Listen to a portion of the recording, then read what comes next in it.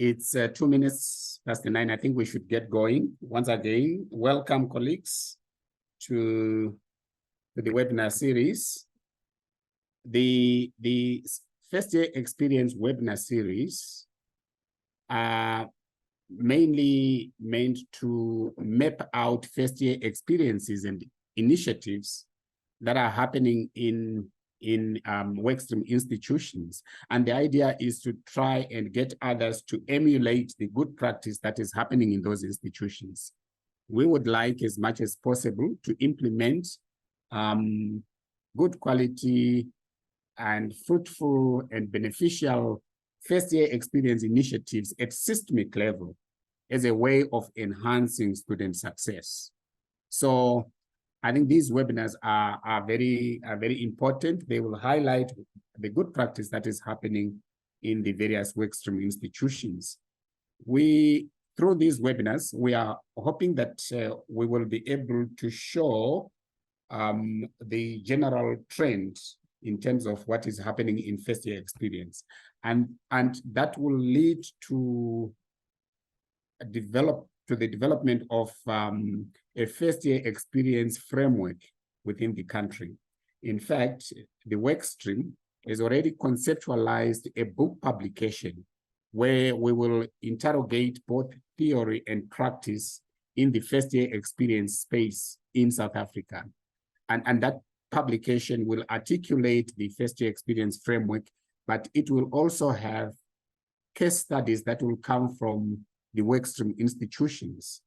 And so we are hoping that from the webinar series, we will be able to refine our thinking in terms of that publication. So each institution will be allocated 40 to 45 minutes of presentation and then 15 to 20 minutes of discussions and questions.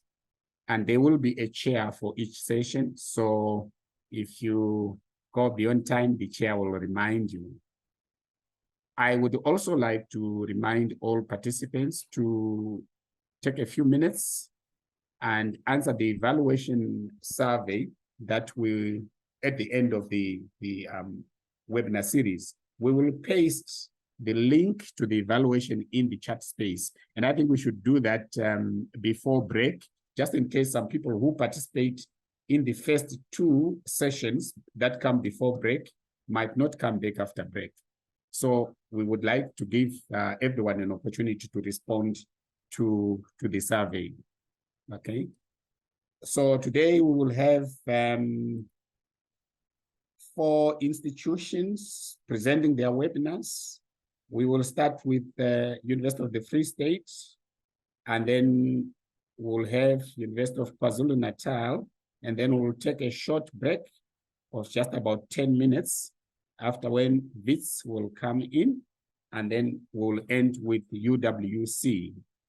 And then tomorrow we start at the same time, 9 o'clock, and then we will have the last 3 Workstream institutions running their sessions, and that will be DUT, Northwest University, and CPUT. So without wasting much time, let me hand over the session to the chair of the first session of webinars, Professor Sue Partha. Sue, the floor is yours. Thank you, and good morning, colleagues. I want to thank Ephraim, and he hasn't introduced himself, but I'd like to say that he's from SAIDI. Ephraim, do you want to quickly introduce yourself? Thank you very much. We always take it for granted that everyone now knows us. My name is Ephraim Mhlanga. I work for SAIDI. I'm a program specialist in quality assurance. So most of my work is in quality assurance. I am part of the Siyaphumelela team at SAIDI because indeed student success is a quality assurance issue, right? So in the Siyaphumelela project, I mainly coordinate monitoring and evaluation, as well as the activities of this particular work stream. Thank you, Ephraim. and you've been doing a great job. So we always can depend on your support. Thank you for that. Good morning, colleagues. Thank you for joining us. I see we have 46 participants in the room, which is really great. And I think I'm just going to go ahead and introduce you to the first presenter, which is from UFS, University of Free State. We have Lauren, who is in charge of FYE at her institution with many other student support and academic support initiatives in her office. So I'm going to hand over to you, Lauren. And when you see my face pop up, you know you have 5 minutes left for your presentation. We want to give as much time as possible for discussion because I think that's important. Thank you. Over to you. Thank you very much, Sue. I appreciate that. Good morning, colleagues. I hope that you're all doing well. I don't often use Zoom, so allow me a second, please, to do the sharing, and then just make sure that I've got everything in place. All right. I just want to... Lauren, I'm also going to monitor the chat. So as questions come up, would you prefer to answer them after your 45 minutes presentation? You're welcome to interrupt me, Sue. Yeah, you're Okay. welcome to do so, then we can make it a little bit more interactive. Okay, great. Thank you. Okay. Thank you so much. Can everyone see the presentation? Yes. Yeah, we can. All right, fantastic. So colleagues, you would have seen on the flyer that all of us will be talking to mapping first year experience programs and good practices. And for the purpose of this presentation, I am going to focus on the first year seminar at the University of the Free State, and I'll show you shortly that it's a type of first year experience initiative. So there's a couple of things that I'm going to be talking to today. Firstly, the institutional goals of the UFS, as well as the Siyaphumelela first year experience workstream goals. I'll tell you a little bit about the profile of our university students to give you some context. I'll tell you about the first year experience at our university, and then how the first year seminar fits into that, the approach that we take for our first year seminar and how we do it, our research methodology and findings, and finally, the impact on sustainability, which I think is quite an important theme that is starting to come through in higher education. I was at the SOTL conference last week, and that was one of the main themes over there as well. And I'll also talk to you about lessons learned. You are welcome at any point, Sue, to stop me. If there's a question in the chat, I'm happy to take that. All right. So firstly, let's look at the institutional goals and the SIA FYE workstream goals. So at the University of the Free State, we have our UFS Vision 130. If you Google this, you'll find it immediately. And there are three main tenets to this, and that is academic excellence, quality, and impact, maximum societal impact with sustainable relationships, and a diverse, inclusive, and equitable university. Now, Vision 130 means that we want to reach this by the time that the institution is 130 years old, which will be in 2034. And we are working strategically towards meeting this vision. Now, the mission of our Siyaphumelela FYE workstream is to broaden evidence-based innovation in FYE initiatives and strategies to promote and support student success. And you'll see throughout the webinar series that we do talk to these objectives, creating a community of practice among South African institutions to share challenges and data-driven solutions. And we do so through our annual webinar series and other webinars that we have throughout the year, as well as conferences. Create a greater awareness of and support for data use to understand and improve our FYE initiatives. And you'll see that that comes through quite strongly in our presentations in the next 2 days, is how we're using data to inform our practices. Then develop and share approaches to authentic monitoring and evaluation of our initiatives to enhance institutional as well as national FYE programs, develop and share approaches to data collection and analytics within the context of FYE initiatives, and then also share approaches to how we scale FYE initiatives, which will be a recurring theme in my talk today, because the FYE initiative that I will share with you today, we have 8,500 first years that enroll for that. So we'll talk a lot today about how you scale FYE initiatives. So just to give you a little bit of context and share with you the profile of our UFS students. Excuse me. At the UFS, which is now 119 years old, we have just shy of 40,000 students, with the majority of those students being undergraduates. And then we have 3 main campuses, the Bloemfontein, KwaZulu, and South Campus. The Bloemfontein and South Campus are in Central Free State, and the KwaZulu campus, which is close to Golden Gate and Clarence, is in Putadichaba in the Eastern Free State. And you can see the numbers there up on the screen in terms of just the distribution of students across these different campuses. Now, our racial distribution from 2009 to 2020 has changed quite a lot in the last couple of years, with the number of African students exponentially increasing in our institution. And you can also see the number of first-gen students. That means students who are first in their family to come to university, also increasing. And we are seeing that kind of stabilize at over 70% each year. In terms of the entering AP scores of our students, since 2018, the number of students entering the university with an AP score between 30 and 36 has increased by 19%. And you can see that 65% of our students have an AP score of 30 or more. But what is interesting is, though we have an increase in AP scores, we also have an increase in the number of students that are coming from quintile 1 to 3 schools. Now, if you're not familiar with the quintiles, they have to do with how schools are resourced. Quintile 1 to 3 are typically your lower resourced schools, with quintile 4 and 5 being your schools that have better resources, where students will have access to computers, libraries, and teachers in a myriad of subjects, whereas in your quintile 1 to 3 schools, you don't often see that. They are often under-resourced, without computers, sometimes without a library, and sometimes even without all of the available subjects that can be taught within the school curriculum. So though we have an increase in AP score, we also have an increase in the number of students coming from these schools.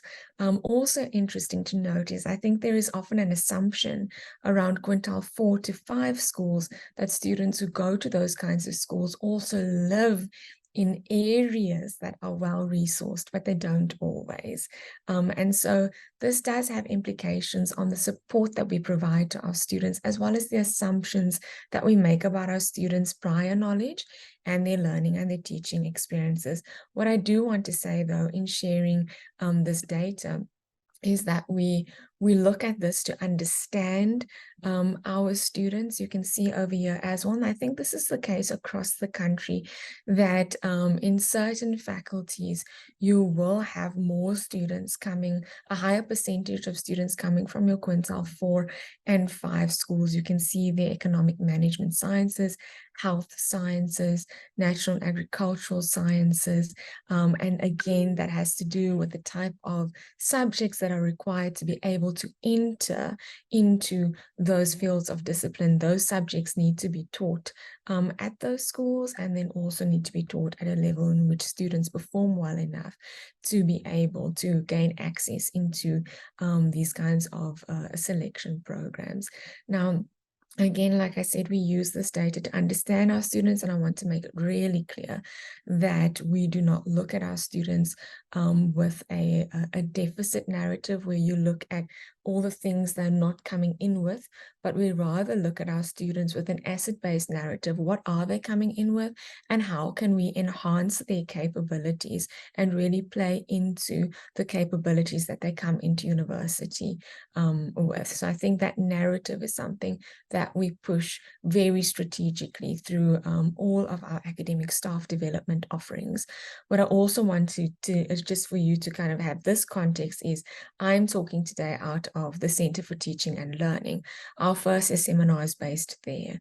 And so I do a lot of work with student success, other initiatives that I'm involved in as well, but also with how we can empower and enable our academic staff to have that asset-based narrative about our students and help propel this student success initiative in line with Vision 130. Now, if you have a look at our success rates over the past 10 years, I think everyone had that spike in 2020, and then it kind of stabilized again. But what I do want you to notice is that we have worked incredibly hard at the achievement gap between our Black and white students. And you can see the difference there in 2012 to 2022, how we have brought that gap down to just 7% now, and we are continuing to work on that. And how do we do that? We have a focus on equity, quality, and success at our institution. If any of you have visited the University of the Free State, you will see those boards with those names or terms up as you enter the institution. But a very big part of the way that we work also is a deep innate care for our students and our staff to ensure this. We know that equality does not mean equity. So we are constantly working at contextually relevant curricula for our students and working with our staff to enable that quality teaching and learning. I'll share with you now, in terms of our first experience, what the co-curricular support network looks like at the university, but we also provide our students with individualized support. And I think that the image on the screen really does justice to the understanding of equity. How do you ensure that all of your students have an equitable chance at being successful at university? All right. So, Sue, I am watching the time, and so you'll see that throughout this, I kind of give high-level overviews, but if people want more detail, you really are welcome to ask me. So I want to share with you a little bit about the first experience at the University of the Free State now. We have different offerings, as is the case at many institutions, right?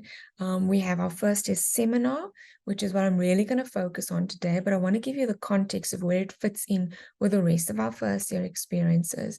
We also have orientation at the university, and with our orientation that is run out of student affairs, the first year seminar is run out of CTL, we collaborate with FYE practitioners across the university so that we're constantly making referral to each other's work and not duplicating various support initiatives, but working smart and not hard so that we reinforce each other's support initiatives. Then we have high impact support initiatives that are delivered at scale. That's our academic advising, our tutorials, as well as our academic literacy modules. Now, many of you might be familiar with the academic advising at the University of the Free State because of the short learning program that Gugu and her team run. I know they've already trained 300 academic advising practitioners across the country.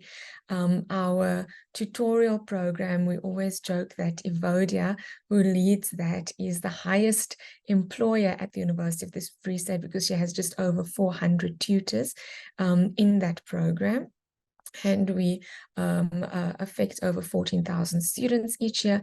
And then our academic literacy modules, those modules are in place for students who do not test proficient on the national benchmark tests. If you're not familiar with that, those tests are run from UCT, and they look at the level of students' preparedness to engage with academic materials at university level. Now, if students don't test proficient, which at our institution is the majority of our students, then it is compulsory for them to enroll for these academic literacy modules, and we have about 11,000 enrollments each year.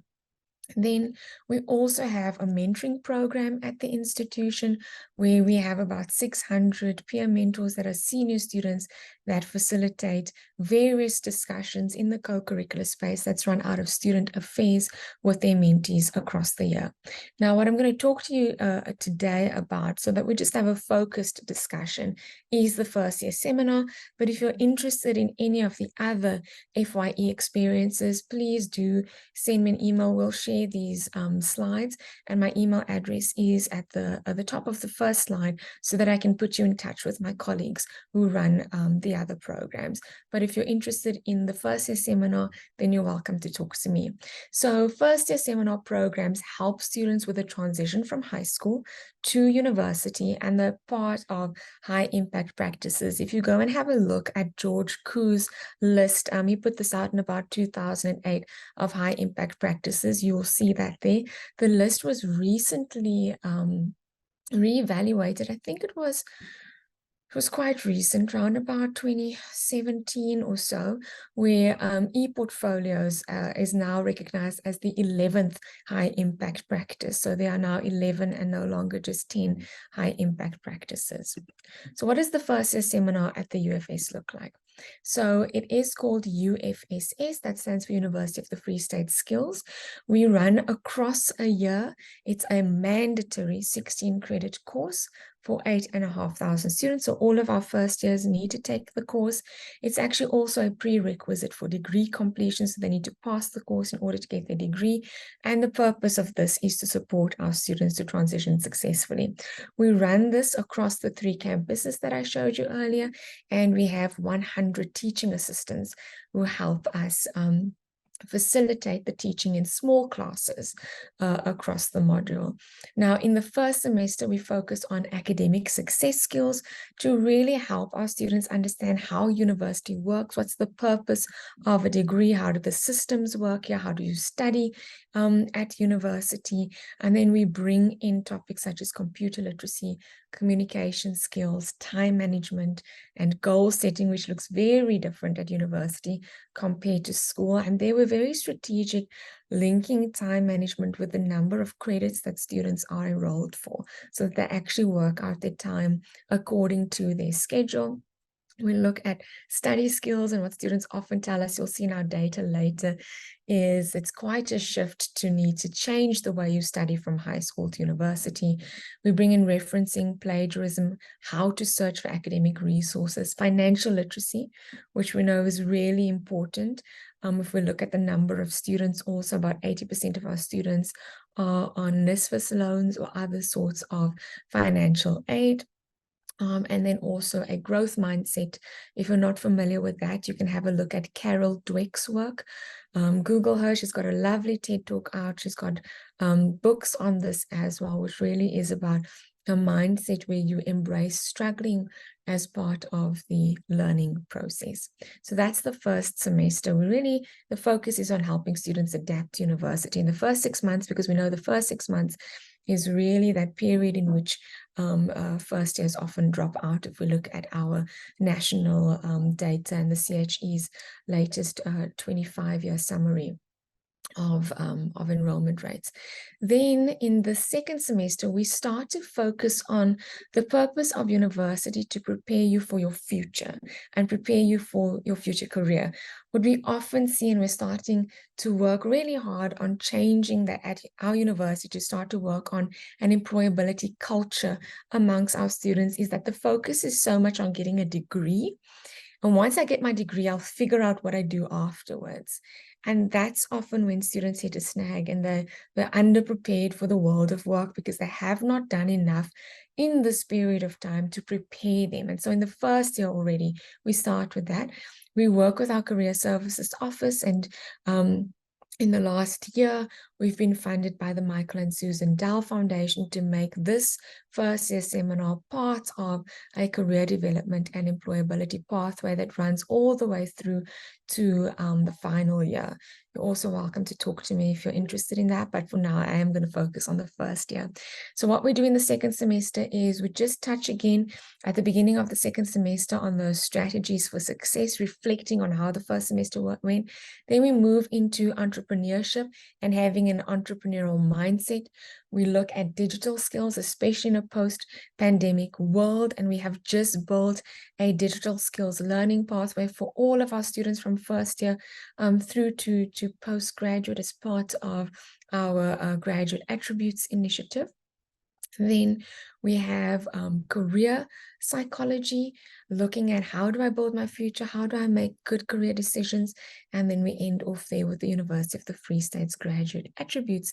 And then Shamla, I see that you have your hand up. Would you like to and ask Lauren, there's also a question in the chat, which is relating to a timetabling. How would they would like to know about timetable exercise and the integration with the actual timetable. Thank you. Sorry, go ahead, Shamla. My sincere apologies to disrupt you. Can you please give me co-host status? I think Ephraim gave you host status and there's a whole lot of people waiting. So if you give me co-host, I can then admit them into the seminar. Sorry about that. No problem at all. Let me just see. So I'm sincere apologies. No problem. I'm going to click admit all in the meantime, so that they can join. And then let me just find you on the list, Shamla.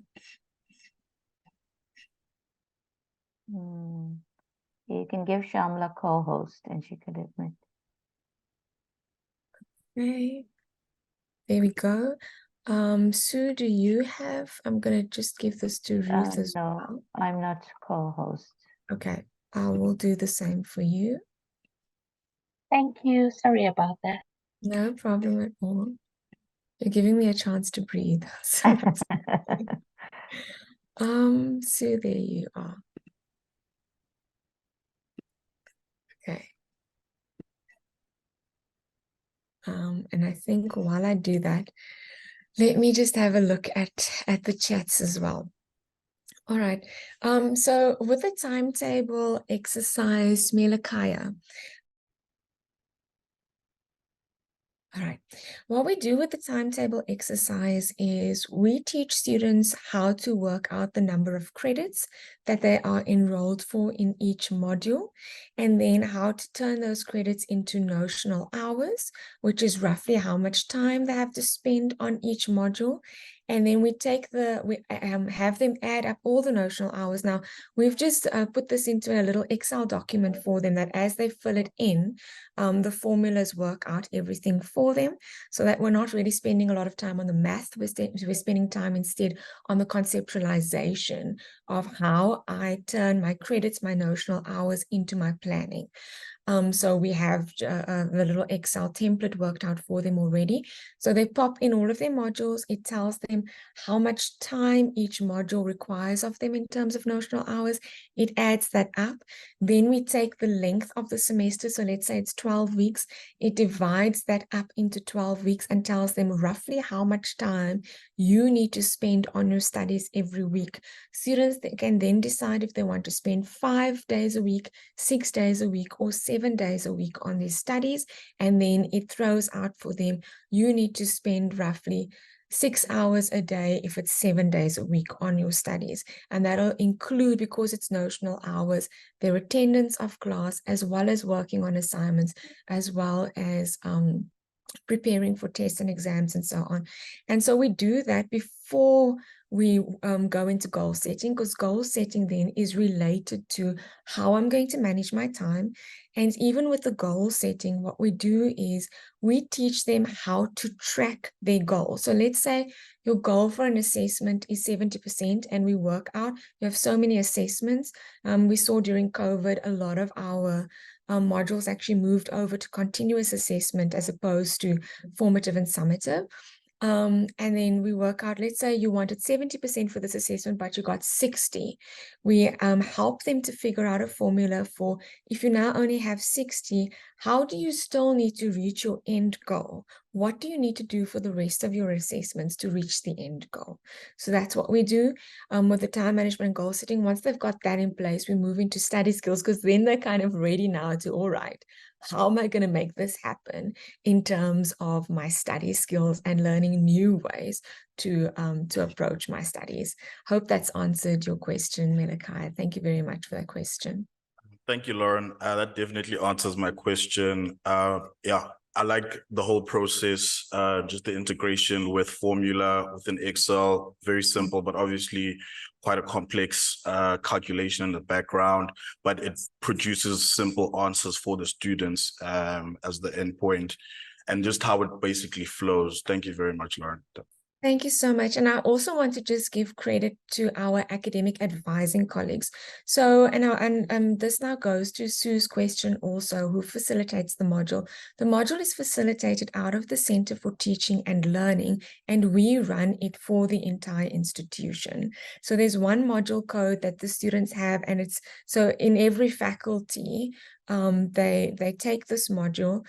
So we don't have faculty specific module codes. There are different ways to run this in different institutions, but that's the way it's done at ours. But we work with all of our co-curricular support programs so that we don't duplicate efforts. So the approach that we take with time management is the same approach that our academic advising colleagues take. So because we are doing this at scale, if a student is, and we have with 100 teaching assistants, small classes, but let's say they're still not quite sure after that class with the time management, they can reach out to one of our TAs, or they can make an appointment with an academic advisor to have a one-on-one full 1 hour session where they do their planning in detail. And that was the image I showed you earlier about equity, that we also have that individual support. So we run at scale, I would like to say, the same academic advising approach that our advisors do, but then they would provide the individual support to students, and we refer them in that direction if more support is required. All right. Thank you so much for that. Okay, let me just, now, all of us this week are going to be talking about specific approaches that we take within our modules. And the approach that I want to talk to you about today is HyFlex. Now, I think, we've been running this module since 2012. So you're welcome to hit me up. There's a lot that I can share with you. But this was something that was born out of COVID, and it's something new, and it is something that is not easy to try at scale. And so I thought I would share this new innovation with you. So just, if you're not familiar with HyFlex, some people get confused between HyFlex and hybrid and blended, and but this is what it is. It's a mode of delivery that offers students a variety of ways that they can participate in their learning while providing them with a choice. That's what HyFlex really is, on how and when they learn. It's the choice that's really important. So we have hybrid learning models, we've got flexible learning classrooms, there's synchronous real-time online and face-to-face delivery, as well as asynchronous delivery.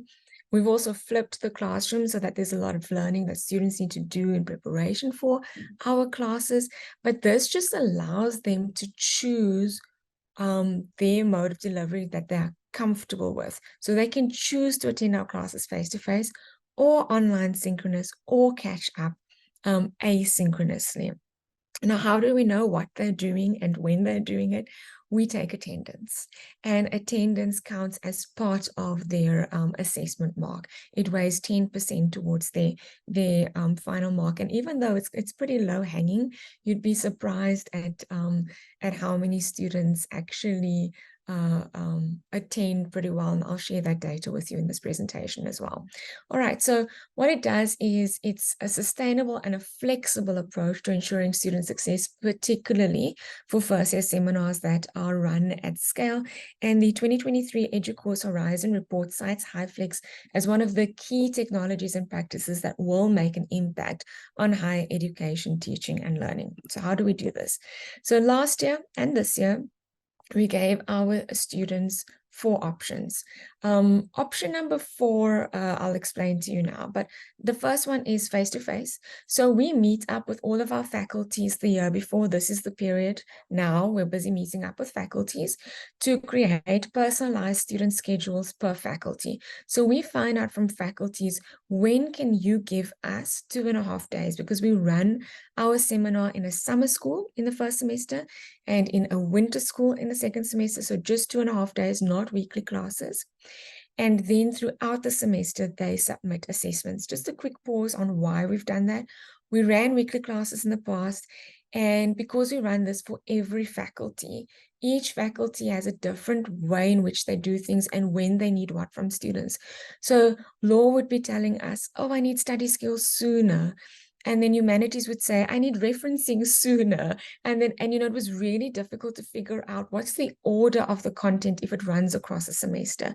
So putting this into a summer school, fast tracking the skills that students can get has been really successful. And we've been doing this since 2019. We piloted and rolled out fully in 2020, the summer and winter school approach. And then at the same time that we run the face-to-face offerings, we run the online offerings. We split our teaching assistants between face-to-face and online. And then we also have asynchronous content. Now, I really want to make this clear that our asynchronous content is not recordings of the online classes. Why? Because in our online classes, we have breakout rooms, which typically most tools do not record. And so there would be these periods of just nothing happening if you provide that recording to students. Our classes are highly interactive. And so we have a lot of that happening. And so someone watching that can feel quite excluded. So we actually create asynchronous videos for our students that focus on core concepts that they need to learn out of each unit, effectively actually halving the amount of time that class would take. What we have this year piloted a new asynchronous engagement tool, talk about it a little bit later, that has really helped to push up our students actually engaging with the content and not just passively watching it or their mom watching it, And then we've got the catch up. Now we do have a large number of our students registering late for a variety of reasons, finances, late acceptance, protests, there's a variety of reasons. So our catch-up classes take place both face-to-face and online. After registration, these take place on Fridays over a period of 3 weeks to have our late registered students attend. So what does it take to roll out HighFlex for more than 8,000 students? I said here across 2 campuses. Our South Campus offering is very, very small. It's only about 150 students. And so I wanted to focus on the 2 larger spaces. So this is what our organogram looks like to run this module. We have a coordinator for UFSS. Under the coordinator, we have someone that runs Blackboard, which is our learning management system. You can imagine the load on Blackboard of so many students. And so we have to spread that. Those of you who are familiar with those terms, spread it so that the nodes are kind of spread, and that's quite a bit of work. And then also runs the logistics for face-to-face classes, especially if we have large class learning experiences or large class webinars. Then we have someone who works on the Bloemfontein campus on communications as well as data of our assessment and attendance. Then we have a person who works on the curriculum design and development of this program. Our evaluation is incredibly important. And so this module doesn't look the same one year to the next. So the curriculum, having a person that just focuses on curriculum design as a result of all the data feeding in is incredibly important. And then we've got on the Bloemfontein campus, a teaching assistant coordinator that, depending on the number of enrollments that year, has between 50 to 70 teaching assistants. On the KwaZulu campus, we have a project manager who is also the teaching assistant coordinator. And under her, we have 30 teaching assistants, as well as a person who runs the communications and the data for the KwaZulu campus. Then we have a research assistant, and that helps with the weekly loading of assessment and attendance data, and student assistant who helps with the administration across our campuses. Now, what I must say is that I think this is a fair distribution of people for 8,500 students, given the fact that this module is also a prerequisite for degree completion. We had just recently had our 5-year external review with 3 panel members who are renowned in their fields, 2 internationals and 1 national, and we received a commendation for this work, partly because the faculties had also indicated the value that this first year seminar provides to them in preparing their students for university and just coping with the academic workload. I must say that I've said TDS and not UFSS. TDS is our broader focus area called Transition, Development and Success, where we also have 3 other student success initiatives, and the people in this organogram also help out with those initiatives. All right. Our research methodology and findings. So we make use of an action research cycle where you start off by identifying the problem and what do you need to change based on external standards. So that would be feedback that we are getting back from the external review or from faculties, and internal standards feedback we're getting from our teaching assistants and from our students. Then we generate solutions, and this is very much data-informed solutions, also informed by literature like I've shared with you, HighFlex now, and then also informed with consultation across all of the rest of the FYE initiatives and then our faculties. We then implement the solution. Then we use evidence to reflect on that solution and evaluate it. And then we modify our planning and or our practices. Now, the way that we collect our data is through questionnaires, mixed methods, through structured focus groups, then of course assessment and attendance data, feedback from our lecturers and our teaching assistants. We make use of quizzes in class where we ask students to reflect on their experiences with the content, and then we also have reflections from our asynchronous engagement tool. All right, now, in terms of our first semester attendance data, which gives us an indication of engagement, you can see that a large number of students, the majority of students, attend face-to-face. This is the beginning of the year. They are mainly first-time entry students, our F10s. And then you can also see that there's quite a few students catching up online. We do have roughly 1,000 students registering late each year. And then asynchronous is there for students who want to catch up, who want to repeat content that they've already attended online or face-to-face, or they want to use the asynchronous to prep for engagement. So asynchronous is open to everyone, and we can draw data from all of these different points. Then in the second semester, I want you to notice the change in face-to-face and online. So now the online has increased. There's actually been a reversal, and there are 2 reasons. The one is, at this point, students are quite comfortable with online, and our work is deeply rooted in student engagement work, George Koo's work, Elizabeth Barkley's work, and we train our students, our TAs, on that is how to engage with students in an online tutorial. Our tutorials are I call them tutorials, but small classes are highly engaging, with a lot of engagement tools built into them. But another reason for this is because it's run as a winter school. It's actually run just prior to the start of the semester. Now, in the first semester, that's during the registration period and the students are here. But in the second semester, it's actually during the recess period. And so they're not always on campus, but they do join from wherever they're at. And those who live in either Bloemfontein or Witwatersrand would attend online, but face-to-face, but not even all of them. Some of them would choose to do online.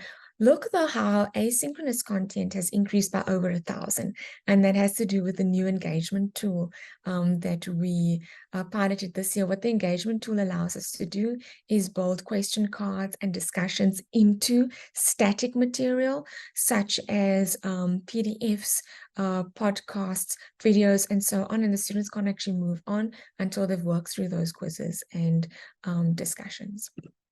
Then if you have a look at our assessment data, so this year we had 8,527 students enrolling, about a 1% deregistration rate. Usually that has to do sometimes with finances or with students being overwhelmed and choosing to rather do the module the following year, which is not ideal, and which is why you can also see working closely with academic advisors has kept that deregistration rate down. Then the number of students that pass is about 80%. Look at the number of students that pass with distinction, 42%. That for us is a feather in our cap because this is a skills module. We want our students to do well. We're not trying to trick them with anything. The majority of the assessments are reflections on how they are progressing as an individual through their studies. So this is a positive indicator for us of the type of support that we provide to our students to develop the skill. And typically the students that fail are the students who either do not engage or do not submit their assessments. Feedback from our lecturers and our teaching assistants. The lecturers really appreciate that we reach out and we're willing to accommodate their students and the timetables. The students, of course, say the modules very beneficial to them. And I want you to note the two different points from the TAs here. One group enjoying face-to-face classes more than online because they had issues with online classes due to electricity or network. Face-to-face, they felt they have real interactions. Another group of TAs saying, I enjoyed online more because they're actually more interactive than the face-to-face. I do think the students are more comfortable asking questions because no one's looking at them. So yeah, we also found this a positive indicator that we're giving students the choice for which platform you are more comfortable with. And then in our face-to-face as well as our online synchronous classes, we ask our students what was really clear for you, what can you easily explain to another student, what was muddiest for you, so what don't you understand? And you can see the themes coming through here in terms of clear. So this is only first semester data. We're still working through the second semester data. So this is based on academic skills. In our first semester, you can see students talking about time management there, looking at the different study skills, but then also at the same time saying, I don't really know how now to change my behavior, right? Going from the study skills I had in high school to the skills that are now required of me to be more efficient at university. So this is difficult. I don't understand my tuition fees, and how do you move from a fixed mindset to a growth mindset? And we use that data to start off the class and then first work through that content before we move on to the next. Again, it's a student engagement tool that we're using there. Reflections from our asynchronous engagement. Themes coming through there is students being able to use a computer. I want you to actually note that first a quote. I'm not going to read through them, but the majority of our students coming from quintile 1 to 3 have not engaged with computers. So this student is not only learning our learning management system, they're learning how to use Google Chrome, how to type their assignments, how to write an email. So very basic computer skills. They're learning how to communicate with their lecturers. They're learning study skills, plagiarism, and a growth mindset. Now, what is really important for us over here, the takeaway is that whether our students are in face-to-face classes, online synchronous or asynchronous, the same themes are coming out in terms of what they are learning. And then we ask students what challenges they experienced in their first semester of their first year.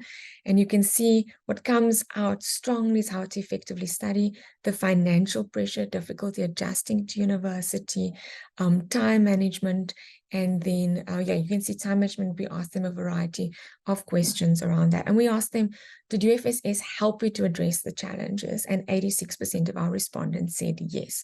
So there we've got data telling us that no matter what form of delivery you choose, we are helping you to address the challenges.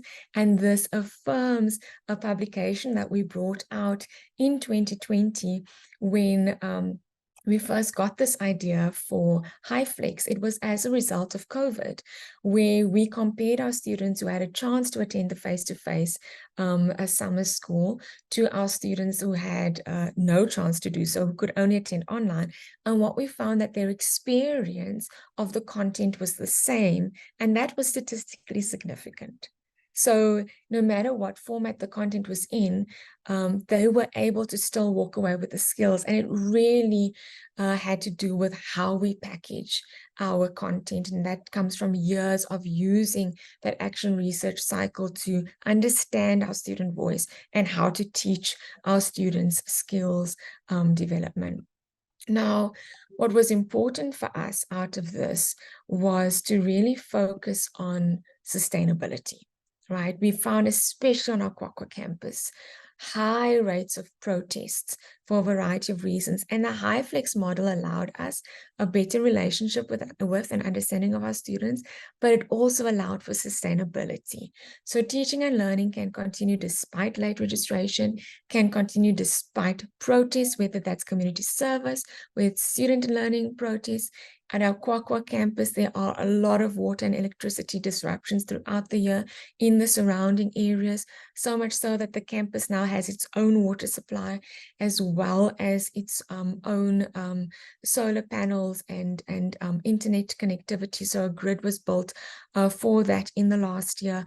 But HiFlex has allowed us to continue teaching and learning no matter what is going on in the environment. And so the lessons that we have learned is that students respond positively to the choice of delivery mode. Remember, we are dealing here with mainly adolescents, and they like choice. The change of format allows us to respond not only to our students' needs, but also to their behavior and their preference for learning. Each cohort of students is different and should be met where they are. And then the planning and the logistics required to make HiFlex work is heavily front-loaded. It's really a lot of work ahead of time, but it allows for a much lighter administrative load throughout the semester. We've also seen the number of queries dramatically decreasing as a result of moving to this mode of delivery. And it's also important for us to collect data from different sources to get as clear a picture as possible of the overall impact of our mode of delivery.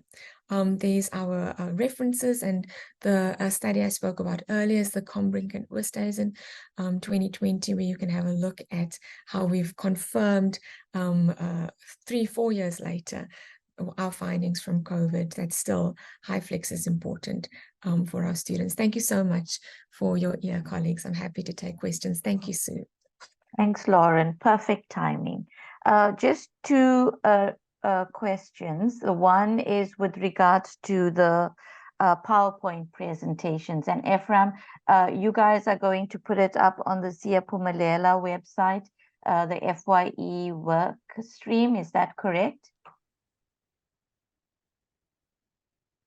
I'm not sure if Ephraim is here, but I know that. Yeah. Hi, Sue. Sorry to disturb. Ephraim has stepped out, but I think if colleagues could please just send the presentations to Ephraim and copy myself, I will work with him to make sure these are available to all those that participated and wider than that. Thank you.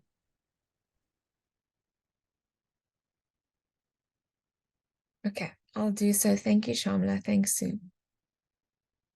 Asynchronous tool. Could you mention the tool for us? Yes, okay. So we piloted asynchronous tool. Thank you, Sue. We piloted it this year with the first university in Africa to do so. It's called Feedback Fruits. I'm going to type it out for you because it's a bit of a strange name. Feedback Fruits. It's a run out of the Netherlands. But the team that we worked with are definitely a remote learning or a remote working team. They work from all over the world. And we had searched many tools. I think we looked at over 30 different tools to really just increase our asynchronous engagement, because what our learning management system allows us to do is put up videos, and we've made sure those videos are as engaging as possible. So they'll say things like pause here and then download the template to complete the exercise before you move on with the video. So we did things like that, but we weren't sure that students were actually doing it. And we couldn't get data from our learning management system that says students are doing it. Or the only data we could see was that they accessed the video, which like I said earlier, it could have been their mom watching the video for them. So we didn't know that. Or are you clicking on the video and then actually cooking or taking a nap? We don't know. So what this tool has allowed us to do is to actually build in question cards into existing videos and existing PDFs, podcasts, any material really, which is absolutely fantastic. So you don't need to create new things in line with the tool. You build the tool into your existing things. So very easy to use, user-friendly. We've just been through all of the processes at the university to sign a 3-year contract. So we're waiting to dot the I's and cross the T's so that we can continue with that. But those of you who are interested, you're welcome to reach out to me or reach out directly to Feedback Fruits. We've been incredibly impressed with the support that the team has worked with. And you can also go and have a look at they give you different packages for how many tools you want. It is in euros. If you go with the full package of 15 different tools, you are looking at about the price they gave us, which was at a discount because we're the first university in Africa, was 1.67 million a year, which we thought was quite reasonable given that it is a plug-in to any learning management system, which means everyone at your institution can use it. So it's not a license per student or a license per staff member. It's a plug-in to your learning management system. So any staff member at the university can use the tool, and all of our learning designers will be trained in it to teach our staff how to use the tool. You can use it for other things as well. We've also used it to review our teaching assistants when they facilitate classes. So you don't need to, what's great about it is something doesn't have to be uploaded to the learning management system to be reviewed. You can review an oral presentation and provide students with feedback on that. And then you can even see how much of your feedback they engage with. So we could check up on our teaching assistants where they're reading the reports they gave us on our evaluation of their classes. You can see how much time they took to read it, how far are they in the report, and then they can even reply back to you on the report, so you can have an engagement that way as well. So it gives you a ton of data, and all of the data is actually available through your learning management system. You don't have to request it directly from the source. So yeah, we looked at many tools, and this was the best one that we could find, and I think value for money, definitely. Thank you, Lauren. If we have any other questions, you could just raise your hand. But Lauren, 1.6 million rands and not euros, right? Yes. It's 80,000 euros. Okay, that's great. If there's no questions, I want to ask one, Lauren. You said you guys started this program in 2012. I want to know, as you went through the different phases and years, what did it start off? What did it look like in the first year and as it developed? I mean, are you at a stage where you feel comfortable now, or would there still be further changes? I think, Sue, my team is so used to changes. I think we're probably the most flexible team. The rest of the colleagues who are joining from CTL, excuse me, I think we might be the most flexible team in CTL because there are often changes and people are kind of ready for what's next. So I've got a pretty dynamic and high functioning team, but stark difference between the first year and now, for a variety of reasons. One is that the way that our first year seminar had come into being was kind of a top-down directive. Now we are much more consultative, as you can see, and collaborative. And that already has just changed the engagement and the buy-in across all of our stakeholders at the institution, where before it was kind of like, this is now part of the core curriculum for all students. It is in the general rules and it will happen. So we weren't very likable at the time, and it was difficult, I think, to, especially if you have that narrative, the narrative also goes down to your students. And so we experienced a lot of pushback in the beginning, and we developed thick skins. Also a big change that came in was the nature of our content. At that time, we were focusing on critical thinking, and social cohesion and social justice and leadership. And it was not necessarily appropriate for first-year students who do not come in. We were, following an American model, the 101 programs run like by Stanford and so on. It wasn't appropriate for our students to expect those levels of skills, but some of the more basic skills of just how do I adapt to university are not there. And so we did a needs analysis around 2016, 2017, that then changed up what we were presenting to students, and there was an immediate change in our experience with students and staff when we started bringing in academic success skills. And then in 2019, 2020, we brought in the career development skills, and again an immediate change in our students, because they could see that benefit. Yeah. So those were some of the big things that happened. I've been with the program since 2012, so my institutional memory also allows me to answer that question. Okay, great. If we don't have any other questions, I have another one, Lauren, and that's related to, it's very unusual, you guys working across departments and units for this one FYE seminar. How did you guys get that right?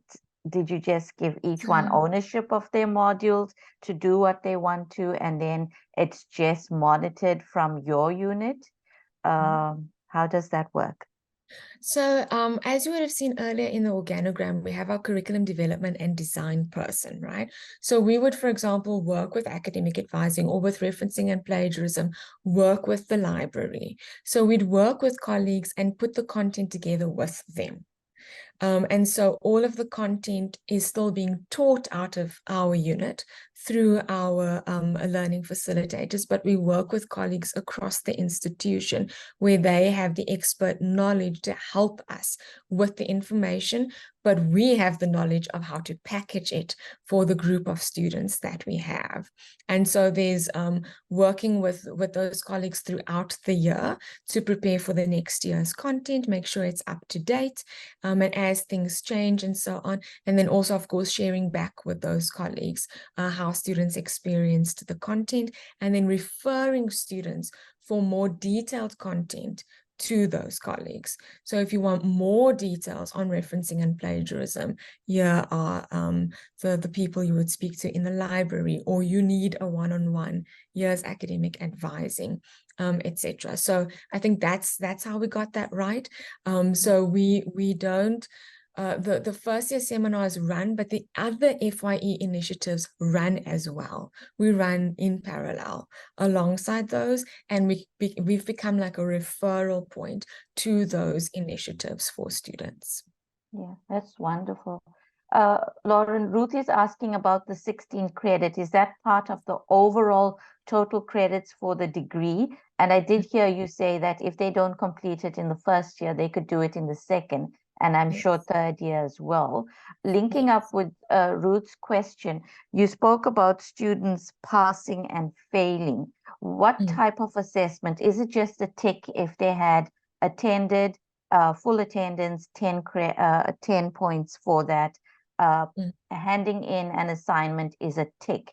Is it a tick, or do you go into detail with when you provide a pass and a fail? Okay, so let me start off with Ruth's question. So Ruth, it's a yes and a no, and that's an interesting way to answer it, because the 16 credits are required for degree completion. It needs to be there, but it is not counted as part of things like being able to get a merit bursary or as part of progression to the next year. So it's not counted in that way. So in that way, it's co-curricular, if that makes sense, but it does appear on the student's academic transcript. So yeah, it's a bit of an interesting and I almost want to say an exception to the rule that was created for this module. And in the pass and fail, we have 3 types of assessments. This is continuous assessment. They have quizzes on each of the unit topics. Then they have reflections that they need to submit. And there's about 3 reflections per semester, or in the first semester, there's 3 reflections, and we combine units for that, where they need to reflect now on their integration of the time management and goal setting and study skills. How did it go? And there's some questions on that. And that is detailed feedback that we provide to them. So there's a reflection that they complete, and they get a lot of feedback from our teaching assistants on that. And then there is the attendance, which is a tick. But that's the only one that is a tick.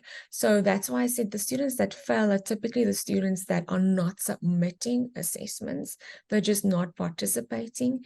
And that often has to do with them prioritizing other modules over this. And then sometimes the fail has to do with finances. So students pay for this module like they would pay for any other module, and it's also covered by NSFAS just in terms of Ruth's question there. Okay, wow, yeah, that's great. We have 4 minutes left, Lauren, and Rose has a question for you. Rose had a hand up and seemed to have disappeared. Rose? I'm here. Hi. Okay. You may just want to send me details. It might be quicker, but I'm from the library at my institution. I'm quite interested to hear how you said your section actually worked with the library to create the content that was to go up. Did the library offer any practical sessions? And how did they do that, given the numbers? So the library offers training to students throughout the year, and students then sign up. They have a sign-up system for that on their website. So you can also go and have a look. Our library's just updated their website, and it looks pretty snazzy. They've got some really nice things also up there about AI and ChatGPT and so on. So that's up there as well, and it's open. It's on the university's website. So go and have a look at that, Rose, and then you'll see the person that we worked with specifically is Lee Goliath. I'll email you his details. So the students get like kind of an overarching, this is how referencing works. Here's all of the referencing guides specific to your faculty. This is what plagiarism is. This is the consequences of plagiarism. What you want to do instead is to paraphrase. This is how to paraphrase. And then more details can be found by going, and how to search for academic resources is also there. So how to use EBSCOhost and so on. But if you get stuck, here's the library's details, and then they go and sign up for training with the library. That is then outside of us, like with all of the other offerings, they would go and sign up with academic advising or go and sign up for different projects that Student Affairs runs for them to develop other skills. So we refer them to those. Thanks very much. Thank you. Thanks, Lauren. I think it was a great start to the 2 days of FYE, and yeah, I think if they have further questions, we can put it on the chat. I know you have to run, and we'll send it to you, Lauren, so you would answer those questions.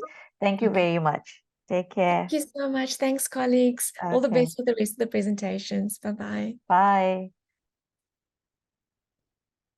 Okay, I think next we're going to hand you over to UKZN, and I'm not going to introduce the team. The team's going to introduce themselves, and it will follow the same format. I'm not sure, Ruth, if you guys want to take questions in between while you're going on, or just wait at the end to answer the questions.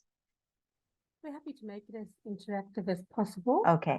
So we're happy to stop pause and take any comments or questions that may come along as we're going. Okay, great. So I hand you over to Shamla and Ruth from UKZN.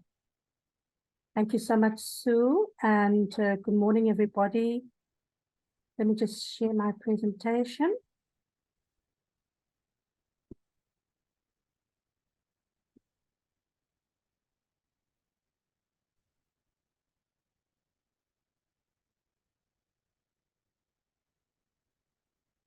And I think it was really timely that we had the UFS presentation first, because they've been some of the senior members in terms of the FYE programs and initiatives in South Africa. So to the newer kid on the block, UKZN, as you know, we started our formal FYE program fairly recently through a university capacity development initiative.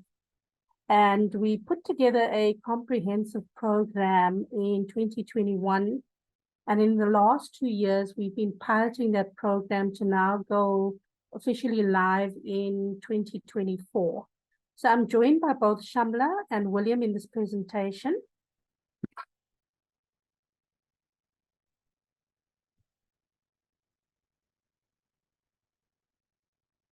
Can I just confirm that everybody can see the presentation? Yeah, we can. Thank you, Sue. So essentially, we're going to cover the basics that is the format and structure for this particular webinar. I will do the first part up until the team that works on the FYE, and then William will be coming in to take over from the curriculum that we offer and how it's delivered until the end of the presentation. Okay, great. So Sorry, I didn't introduce William as well. Sorry about that. Do you want to introduce him, or can we continue? Yes, just that William is part of your presentation and part of UKZN. Thank you so much, Sue. Okay, so we're going to look at the UKZN mission and vision. And as you can see, our mission here at UKZN to be a truly South African university of choice that is academically excellent in terms of innovation and research, entrepreneurial, and critically engaged with society. The vision is to be the premier university of African scholarship, and our values, which underpin both the vision and the mission, are really aiming to establish a value-driven organizational culture that empowers the institution and its people, that includes all stakeholders, our communities, our staff, and our students to achieve the institutional goals. Now, if we look at our strategic plan, you will see, and this is our new strategic plan, that the first goal of this is excellence in teaching and learning. And this is about really attracting what we're calling high potential. So like UFS, we're dealing with, when you look at our student profile, where almost 75% of our students are coming from quintile 1 to 3. What we're looking to do is look at potential and enhance and develop that potential so that our students can graduate and actually become global citizens. And we'll pick up on this again when we look at Unit 3 of the content that we offer in the FYE program. Excellent student experience. This is very important for us because there's an overlap between all of these strategic goals.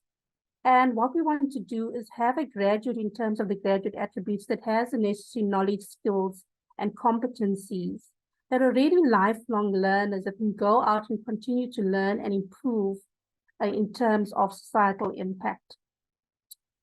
Aligned to this is also the excellence in high impact research, innovation, and entrepreneurship. So this looks at it from, again, an economic, a societal, and what changes and the impact it has on the environment and the challenges we have around in terms of the environment. Community engagement is very important.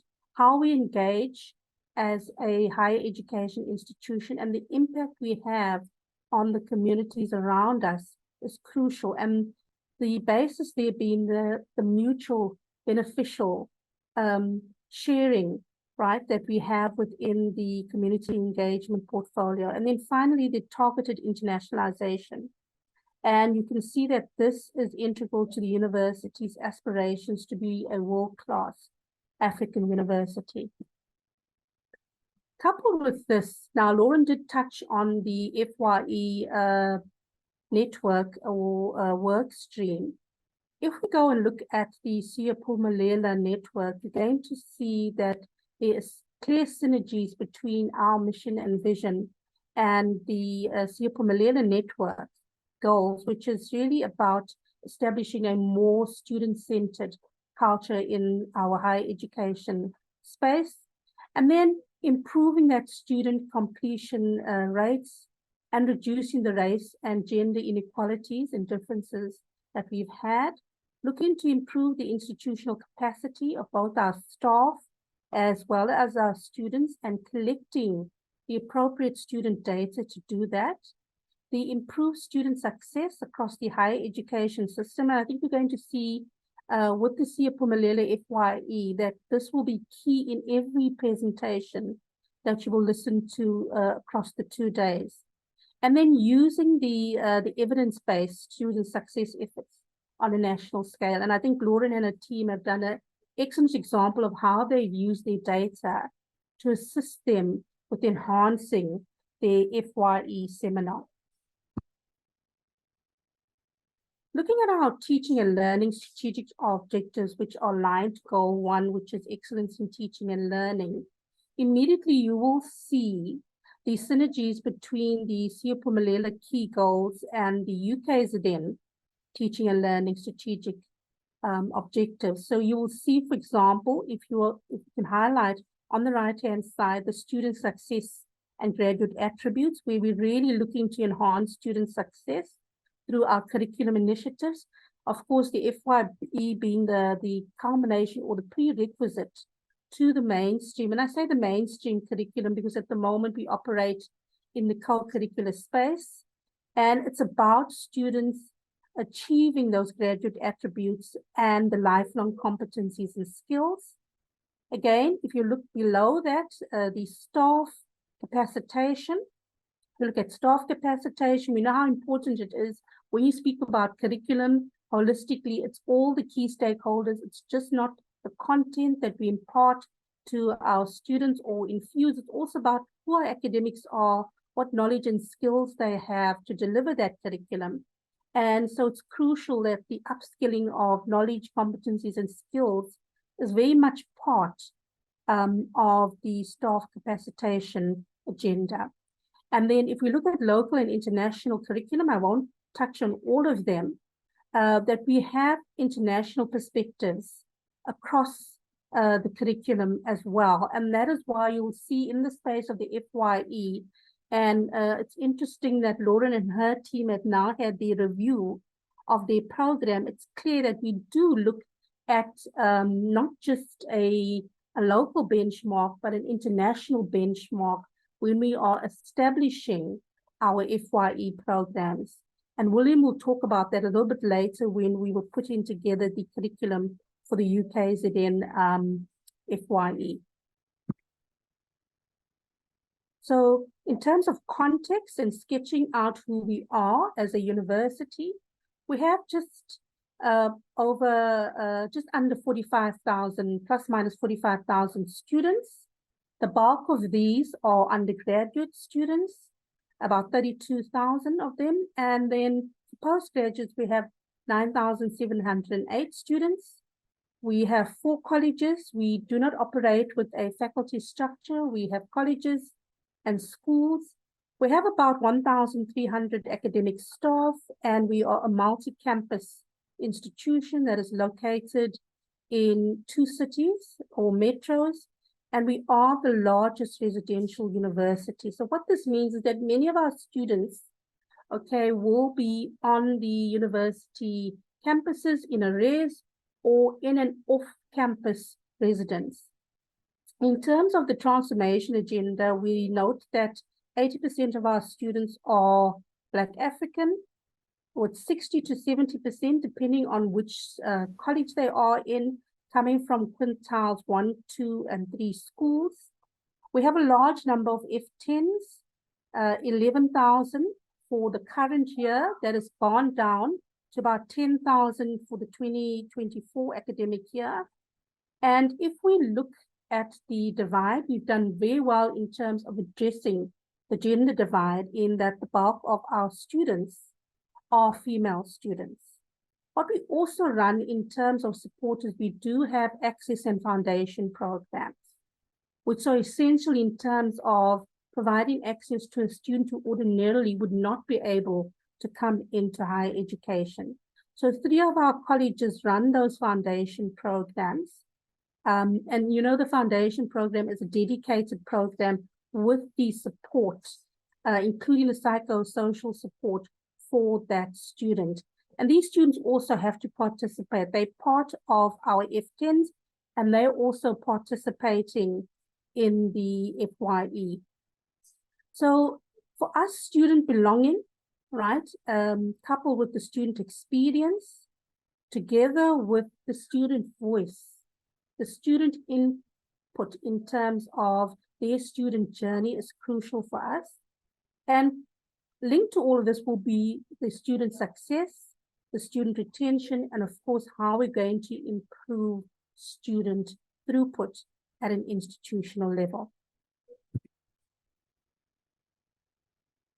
Our enrollment figures since 2022 for our F10s per the 4 colleges, you will see that those figures have remained constant. And the largest college, of course, being the College of Humanities, who will enroll up to 5,331 first-time entry students, followed by our College of Agriculture, Engineering and Science with 2,358. And then our College of Law and Management Studies with 1,607. And then finally, our College of Health Sciences with 1,079 students. So in essence, in 2024, we are looking to onboard 10,375 students into the university, and we're looking to transition those students and support them through the FYE program in 2024. Looking at how we've had to re-envision student success, engagement, and transition at the institution. What we had previously in our institution was that we did have FYE programs, and those FYE programs ran from the colleges. But what we found was that the students had a varied experience because there was no consistent, right? A consistency in what was offered and how it was offered. And because there was no common FYE program, it was then decided that we would use the UCDP grant to ensure that we put together a coherent program with content that was consistent for all our first years. And so this led to us now working on the comprehensive first year experience program at UKZN. The way we did this was we looked at best practices from within the colleges. That's where we started. We then did a benchmarking exercise for both nationally and internationally in terms of FYE programs.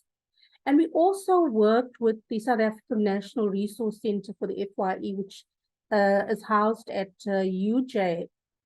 And working with the SANRAC team as well as the international SANRAC body allowed us also then to have those networks with both the local and the international institutions that were participating in FYE programs.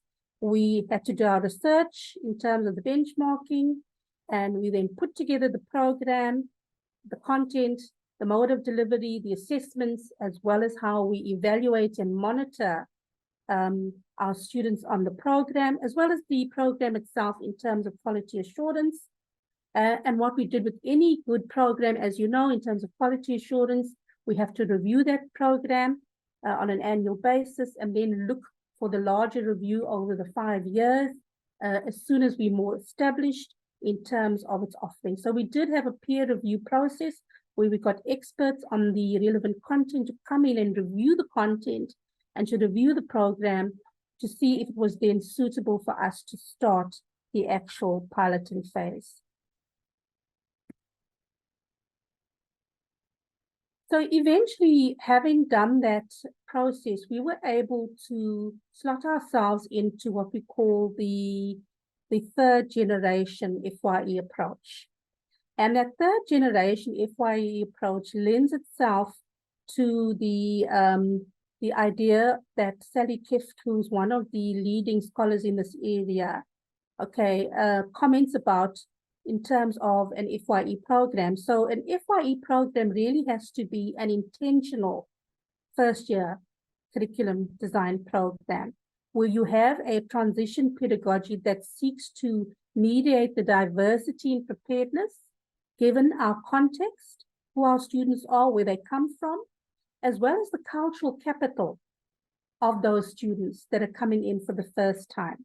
And so what a third generation FYE approach is really, it's a collaborative and strategic approach. And the idea of the collaborative approach, which we saw at UFS, where the FYE team cannot work alone. Every stakeholder, be it the mainstream academic, all right, be it the AMS staff in the colleges of the Deans of Teaching and Learning, be it all the other student support services, including the library, student support services, all have to work at an institution, at an institution level. So I'm talking about the whole of the institutional transformation, integration, coordination, and coherency that is required. So eventually, having piloted for 2 years, having developed the course and piloted for 2 years, this year we were able to get Senate to approve the undergraduate general rule BR10, which simply states that for a first-time entry student to be degree complete, they must complete all components of the first-year experience program at UKZN. What we did see with the piloting phase is if something is not mandatory, that our participation and the student participation is severely affected, and students cannot actively participate because they do not see this as valuable for them. The team that supported us in terms of putting together the program, and this is still the ongoing team, was that we were fortunate that we had, in terms of funding, the UCDP funding initially, working with the Director of Teaching and Learning in the DVC of Teaching and Learning's office, as well as the data analytics researcher that was crucial, with the 4 college deans of teaching and learning. And then where is the funding coming from the program? So initially we were funded by the Vice Chancellor's office, but what we're finding now is that there is a positive turn of events in that the mainstreaming of the funding of the FYE program will now happen from 2024 because the DVCs within the colleges are now committed to ensuring that a budget is made available, especially for the staffing of the staff who work on that particular program. So I think that has been a very positive development. Linked to this has been, of course, our ICS, our computer services. We cannot operate without them in terms of the collaboration because they support us with the learner management system. We're using Moodle, as well as QPA supporting us, quality assurance, supporting us with the quality assurance aspects of the program. In the structure, in the organogram, we have, after the Deans of Teaching and Learning, our heads of teaching and learning in each college who have the oversight of the FYE program. And then we also have our student support managers and counselors, as well as our academics. Now, the student support service managers were key in even developing the content, as well as key stakeholders, like I know Rose spoke earlier, the library came in, and they were also co-content creators for the curriculum around the library. So there were many stakeholders that came in terms of collaborating to put together the content of the FYE at UKZN. So essentially, when we look at the facilitation process here, we have a policy called the Academic Monitoring and Support Policy, and that policy mandates that we support a student to be successful in their studies. The policy is premised on 3 categories of support. That first category is the mainstream curriculum with the academics, the tutorial program. The second category is all the support programs that are run from the offices of the Deans of Teaching and Learning, and some of them are mentioned in there, like the writing places, for example, the wellness mentors, the other peer mentoring programs that are running, the supplemental instruction, and so forth. So that second category then in the Office of the Dean of Teaching and Learning is where we find the organogram for oversight of the FYE. So the deans, together with the heads of student support services. So the third category of support in the AMS policy is the student support services and the psychosocial wellness of that student. So what you can see in terms of the facilitation, it is clear that there has to be collaboration across the institution for us to successfully deliver the FYE program. And our teams then consist of our student support counselors, our FYE coordinators who oversee the FYE mentors, as well as administrators who support us with the administration of the program, our academic development officers who are essential in the academic advising portfolio, assisting us as well. And then we also have further peer mentoring programs, as well as administration in the college, the ICS support, and various other support via the FYE Moodle learner management system. So what was different for us in terms of the student journey? And I think this was crucial. When we went back, we had to map the student journey.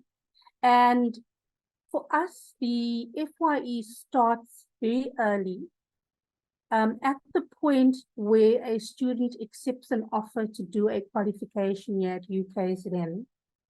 And so the onboarding process then happens before the student is even legally registered as a student at UKZN. And the reason for that is we realize how important it is to transition that student into an environment that is very hostile. It's an environment that they're not familiar with.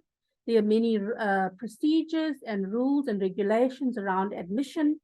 And so the FYE team starts very early on at the point working with the college officers, the college academic service managers as well, and the college officers to start onboarding that student and to support them to onboard into the institution. So at the recruitment stage and at the stage of before registration, we have the acceptance of the offer. What we then do is we begin the engagement with the student. We engage using WhatsApp as well as SMSs, and we will have a welcome package, which William will refer to later. That welcome package will introduce them to the university very briefly. And what it will also do is it will introduce them to the FYE mentor. That peer mentor will literally hold their hand through the onboarding process, as well as through the orientation, registration, and up until the completion of the year-long program. So the allocation of the peer mentor is crucial in actually supporting that student to be successful on the program. We then move into our orientation phase, and the orientation, as you know, because it's a college-specific, runs across the colleges, but the oversight is at the level of the FYE, the dean, the heads, as well as the FYE coordinators and mentors in each college. Together with that, we find that our academic advising team will come in, and the academic advising team will come in to support them together with student support services on career planning as well as degree planning at that particular point. And then we will move on after registration to the actual content, which William will elaborate on, which will be the Unit 1, where we will introduce them to the FYE program and what it means to be a UKZN student. And in addition to that, there will be other support mechanisms for them throughout the colleges to support them. So over and above the FYE peer mentor, there will be other mentors allocated to them. There will be support for the registration via the academic advice team. And as we move on, you will see there will be other teams in their second year, once they're successful, that will continue to support them to basically be successful with their studies to the point where we get them to graduation and the achievement of the graduation and graduate attributes. I'm now going to hand over to William, who's going to take us through the FYE program curriculum, content, and delivery. Good morning, colleagues. Trust you are all well. I'll be giving you more details on the FYE curriculum program, and these are the aspects that I'll be looking at. I'll be looking at early engagement. By the way, am I audible? Can you all hear me? Yes, we can. Yes, we can. Yes. Very good. I'll be taking you through the early engagement strategies, and then we'll look at the various units of the FYE program. I'll go into some detail there, briefly talk to the mode of delivery, the monitoring and evaluation mechanisms that we use to track the progress of the program.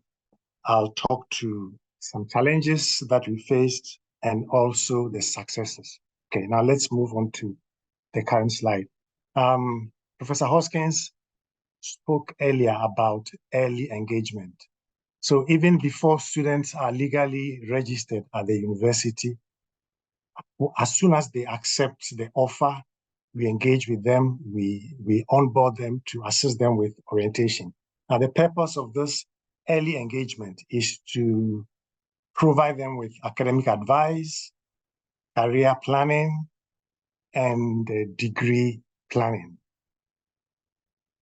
We give them a welcome package, as you can see in the third slide. Now, what does this comprise of? We send them a message. It's usually sent via SMS and WhatsApp.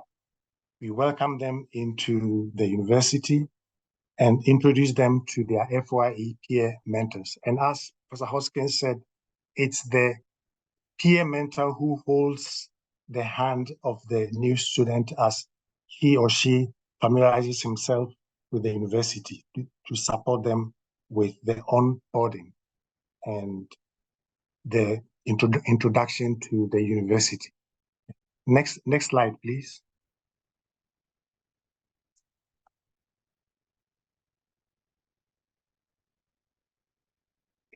Thank you. As you can see, the very item at the last item at the bottom, it talks about data provision for 1 month. Now, orientation is held strictly online. Since COVID, we don't have face-to-face orientation. So once they accept the offer, even before they are registered, they are given 1 month data. It allows them to take part in all the activities and programs that are lined up to introduce them to the university and make their transition as smooth as possible. Now, the peer mentors are the ones who do this, but later on in the process, they are joined by the ADOs. Now, what is this data for? It is to enable them to attend the Parents' Day, which comes before the orientation. It's also allow them to attend the online orientation session where they'll be given information on the college that they are registered in, and also information on the courses which are available to them. Now, apart from academic and curriculum advice, they are also giving information on the other units of the university where they will have to interact with in order to settle in. For instance, student housing, student fees, and student support services. Professor Hoskins had mentioned this earlier. They will also interact with the ADOs who would ask them, what do you want to study?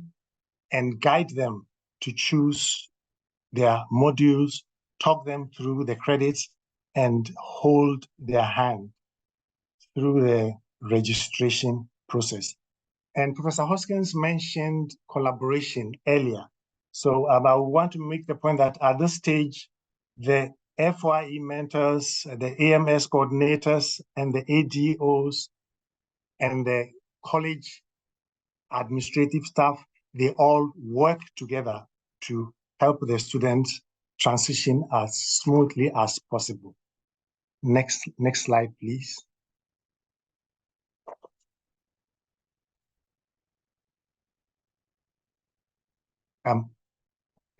Can you go to the next slide? 1 second, my internet is poor. 1 second. It's frozen. Okay. Frozen.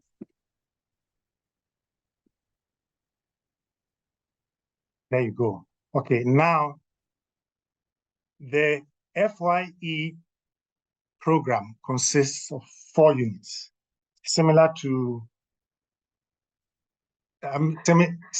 what Lauren had mentioned, but I need to say this upfront.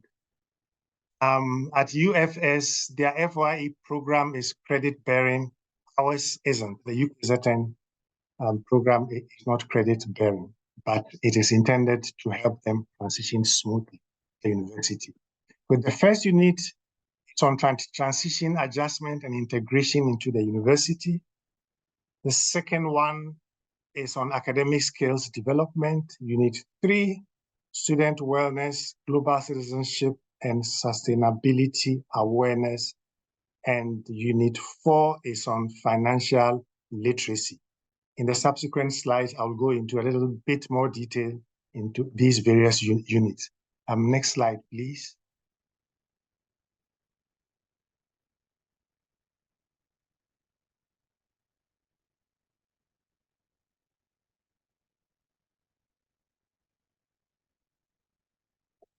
Thank you. Can you go one step back? Yes. Transition, adjustment, integration into the university. So we look at digital literacy. We all know that most of our students come from quintile 1 to 3 schools, as was mentioned earlier by Lauren, and not all of them are computer literate. So we make an effort to make sure that they are able to use the computer, develop their digital literacy skills to enable them meet both the academic and the social challenges that they would have as new UKZN students. We introduce them to the university, the various units of the university, and how they are intended to work together to make their journey at UKZN as smooth as possible. This is linked to the next point, what it means to be a UKZN student. Okay. They are also introduced to the policies and procedures and the rules. All these can be found in the college handbook, but these points are reinforced in the FYE program so that they would understand how to navigate their various modules and what the various rules and procedures mean. We also take them through the university timetable. University timetables are complicated things compared to the timetables that they will be used to at the high school. So we assist them to read the timetable, extract the information that they need to enable them structure their timetable and know where each venue is. And these are things that should not be taken for granted, because I was reading somewhere where a student said in the first 2 weeks, he would get lost. He would struggle to find a lecture venue. So it's adjusting to the university environment it can be daunting for students. So that's why we do all what we can to make sure that the journey is as smooth as possible. Next slide, please. Now, the unit 2 is academic skills development, which is equally important. And here again, I'm sure you can see a similarity between what is offered here and what was mentioned by the previous speaker. We teach them goal setting, which is very critical. If you are to be a successful student, you should be able to set goals. And this environment is not the same at the high school, where there would be a principal or a class teacher standing behind you. You've done your homework, nobody bothers you. So we tell them that they have to be very well organized. We also teach them the various learning styles so that they would understand who they are, how best they learn, and this would enable them to engage with the academic content of the courses that they are doing. Time management, extremely important, because they have to manage their time well between attending lectures, set aside time to work on assignments so that you are able to submit the assignment on the due date and you don't wait. If you are given an assignment, and you've got one week to, not 1 week, a month to work on the assignment, you wait until the assignment is due in a week's time, or sometimes in 3 days' time. And I must share this with you. I used to work in the library, and about 2 or 3 days before an assignment is due, you would find a lot of students in the library clustered around the discipline where the assignment has been set. Now, this clearly points to the fact that even though we may teach them time management skills, not all of them inculcate these skills properly. It's a work in progress, so we have to continue trying. Effective note-taking, extremely important. And here again, this is a challenge for our students because as I mentioned earlier, most of them are from quintiles 1 to 3 schools. They learned English as a second language. They get given notes, and you come into this environment, and the lecturer is teaching. Some may even struggle to understand what the lecturer is saying. So if the student is struggling to understand what the lecturer is saying, it is clear that the quality of the notes which would be taken would not be good. So they are taught effective note-taking skills.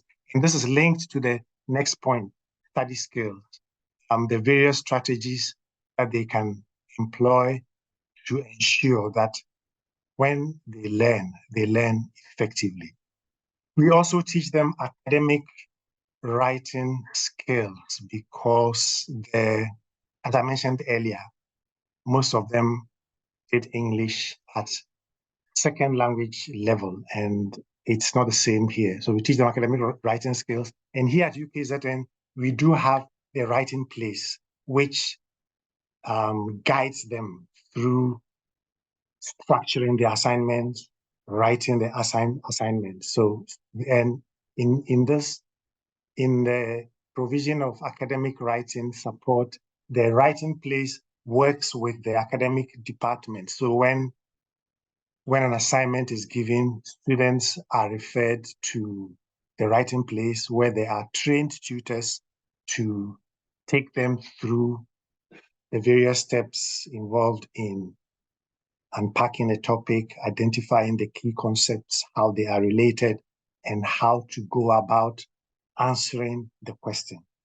And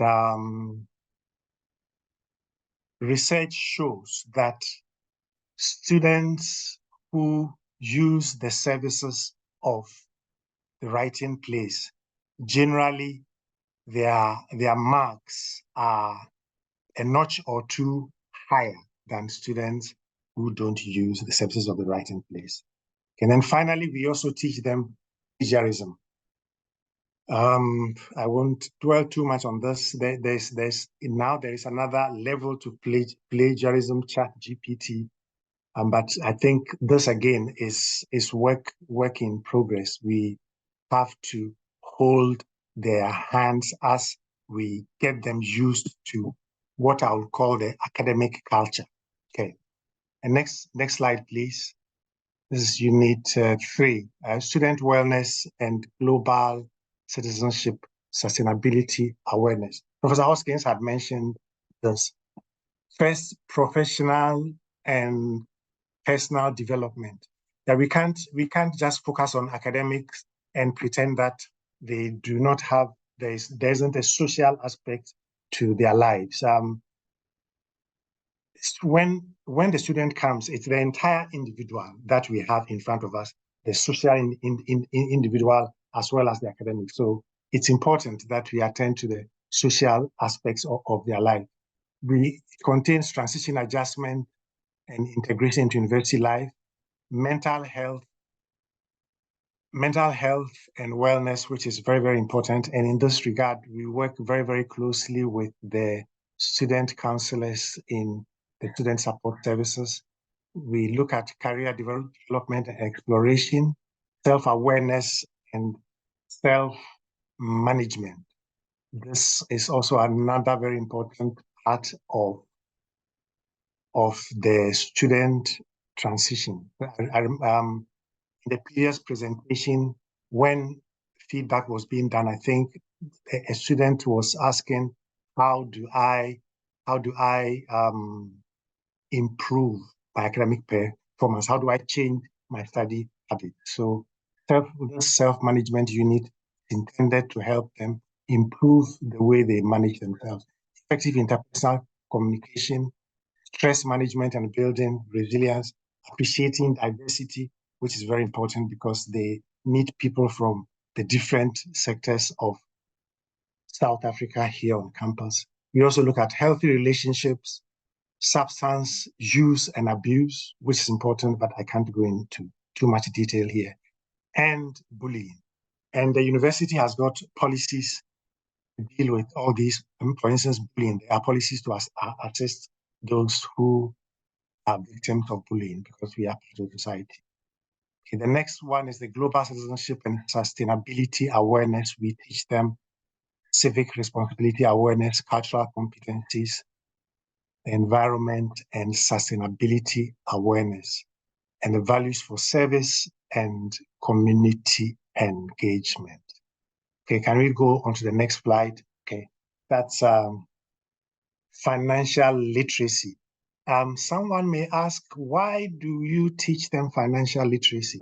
This is very important because when they come into this university, some of them will, for the first time, have the responsibility of managing their own finances.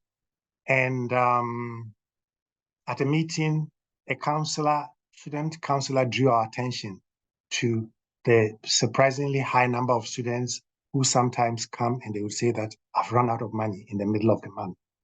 The NSFAS allowance for the month is already exhausted. So this underlines the importance of this module. We teach them financial literacy, expenditure and credit, savings and investment, income and budgeting. We also teach them financial attitude and behavior, how to manage their money, financial decision making, and financial education. And the recent, I wouldn't say recent, but towards the end of the second semester, the changes in the disbursement of NSFAS funds, the trauma that some students went through, all point to the importance of students being taught the skills that they need to manage their money. Because if they do not learn this skill, if they don't learn how to manage their finances, it is ultimately going to affect their academic success, because a student who is not happy or a student who is broke cannot be expected to read and learn effectively. Can we move on to the next slide? Now, mode of delivery. We use a varied mode of delivery. It's digital, transformative, and empowering. And we also use engaged pedagogies where there is active learning, peer-to-peer learning, as well as interaction between students and their tutors. We use the blended learning approach. Some are online, others are face-to-face. We also use the synchronous and the asynchronous modes. It's an online, interactive, digital content, which is housed on the learning management system, Moodle. And the FYE program is a standalone program which is housed on Moodle. Okay. Now, how do the tutors and the FYE mentors interact with students?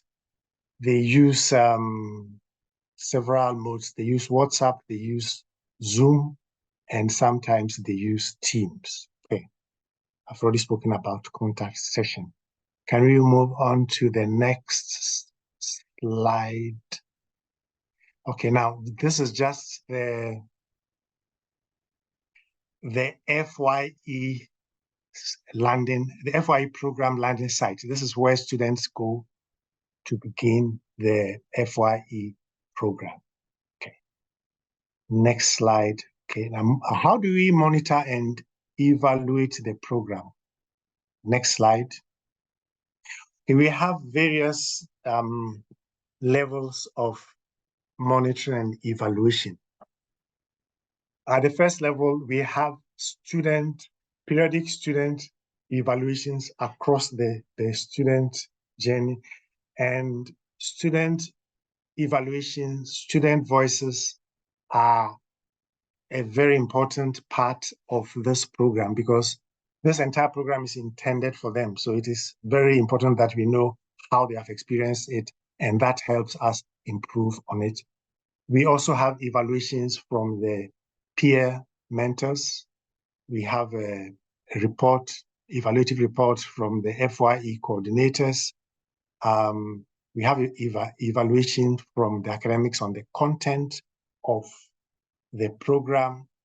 And also we use data analytics to extract the following information. How well students use the program and how they access it, student participation rates, who are attending and who are not attending, student completion rates, and who has accessed the site. Students who complete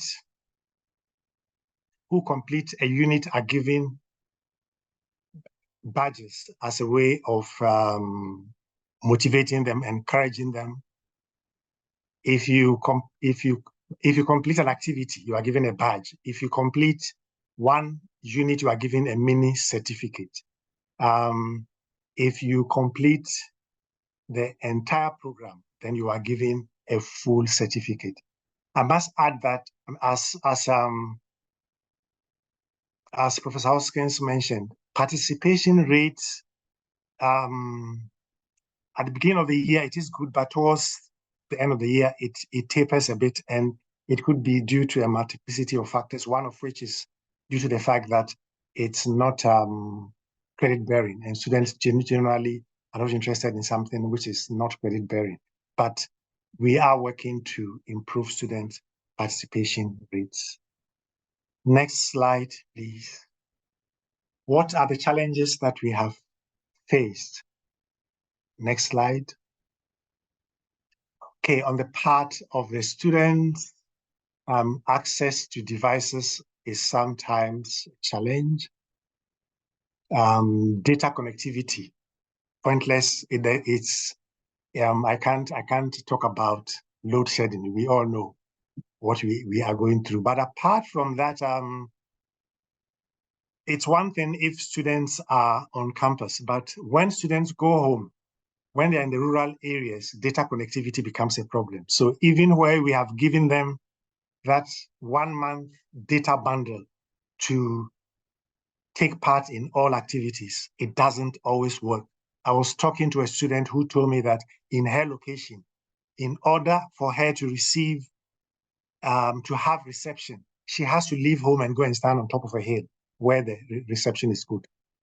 Okay, there's low participation on some units. I have already mentioned that. It's not mandatory. We are trying to work on that. There's the challenge of student digital literacy. I have already mentioned that. As a result, some of them struggle to log on to the system. Some of them struggle to navigate. But I must quickly add that we do have mentors and tutors on hand to assist those who need support. So students are not left on their own. Time management, co-curricular versus main curriculum. I've already mentioned this when I referred to my experience in the library where students will come 1 or 2 days before an assignment is due. Some peer mentors, I must say that most of our peer mentors are good. They do their work. A few do not do adequate facilitation with the students, and there is a lack of active engagement with the mentees after orientation. We do also experience some program challenges. There's no dedicated FYE unit in the current organogram, which is an issue. There is funding the program, but as Professor Hoskins mentioned in the first part of this presentation, from next year, we will receive funding from the university. So things are looking bright.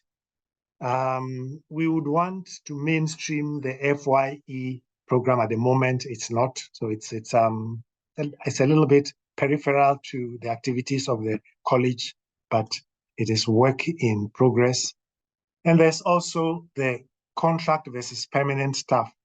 A number of workers and a number of staff in the AMS, FYE coordinators, they are on contract and not permanent. And that employment status negatively affects continuity. It works against building of institutional knowledge, which you would carry from 1 year to another.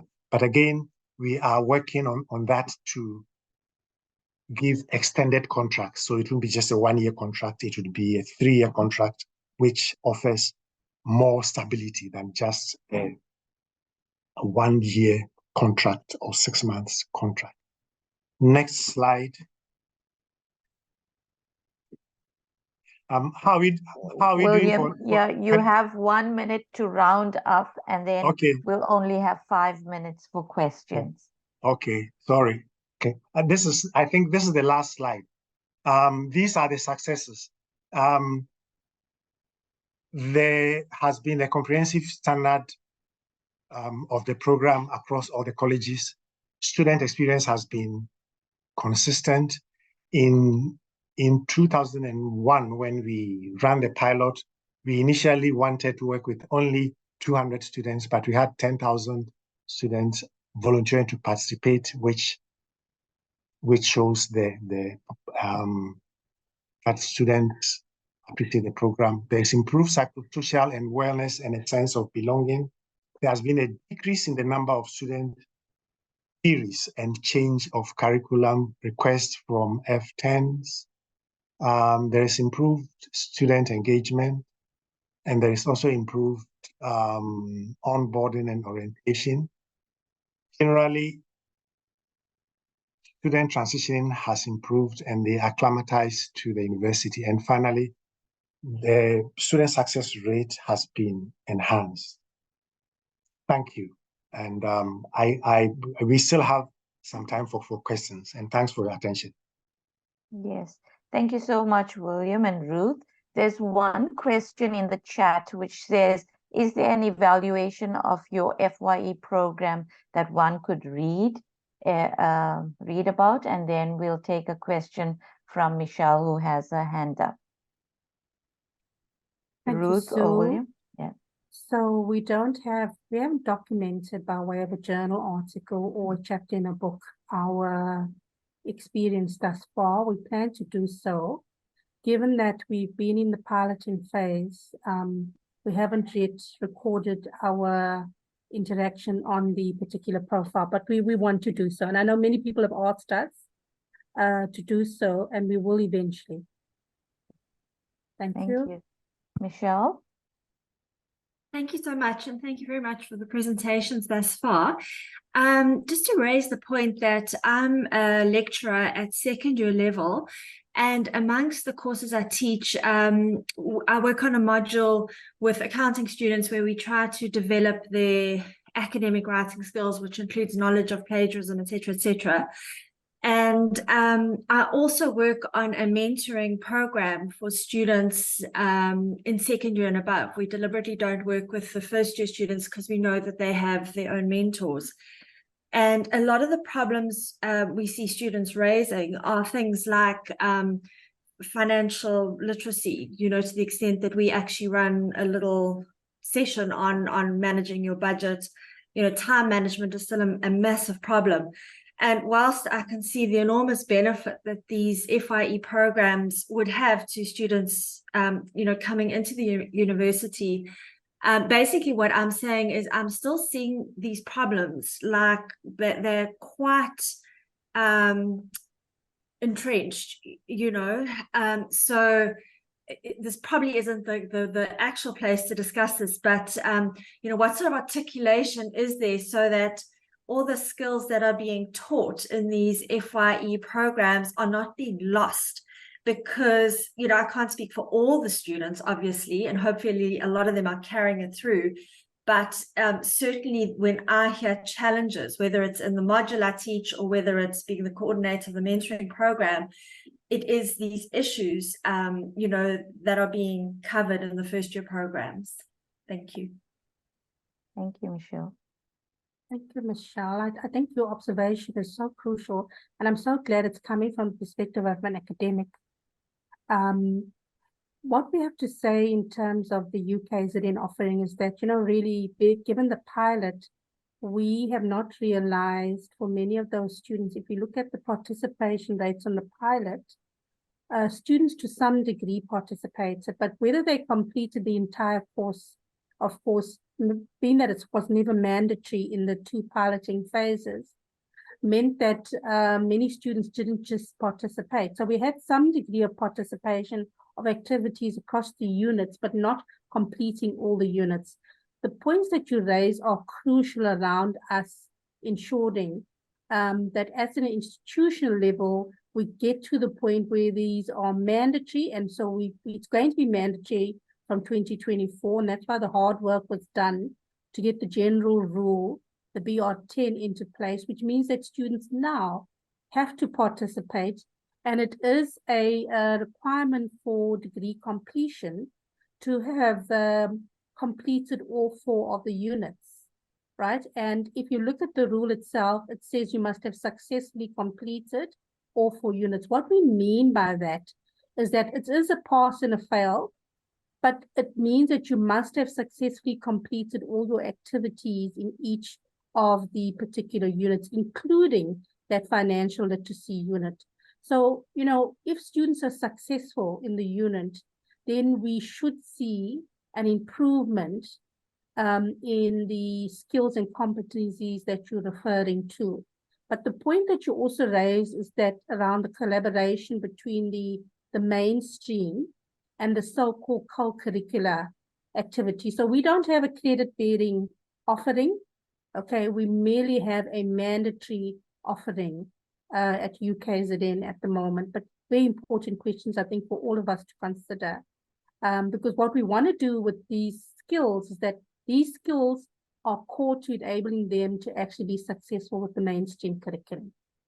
And I think the mainstream curriculum has to realize that it's these collaborations that are going to be vital for us to get a student who's going to be successful even in the classroom. So thanks for that observation, Michelle. Thank you, Michelle. Thank you, Ruth, as well. We have 1 minute before we go into a body break for 10 minutes. I just wanted to find out, Ruth, if you guys did any data collection with regards to your participants. Which of the units was a popular unit that a lot of students participated in? And was there any research on who participates in the program? Have you guys done any of that? So we have got the initial data from the pilots. So because we're operating off the learner management system of Moodle, the way the program was set up was it was set up to monitor participation at the activity level, as well as participation against the completion level. However, the same challenges around a learner management system not being able to actively engage and monitor, participation successfully is a challenge that we are faced with. So Mel's, for example, is one of our is from the ID team. And we were going to listen very attentively to what other people are doing and maybe liaise with UFS after this about the solution they've been adopting. So we have those statistics. We can see off the learner management system data, the activities, the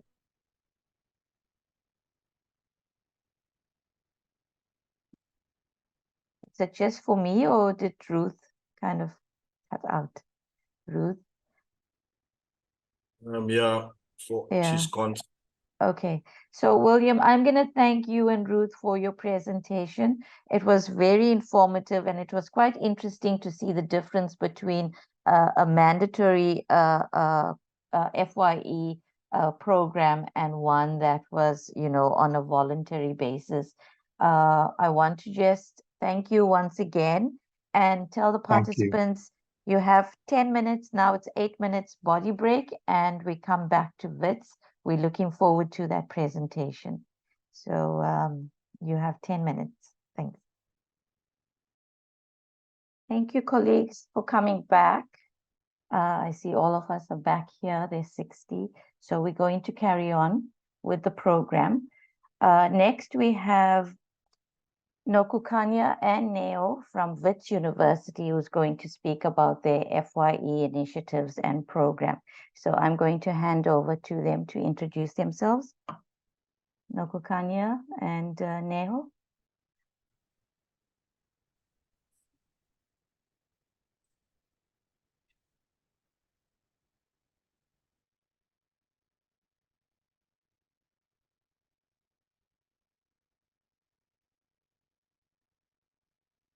Let's just check if we have Wits in the room. Okay, great.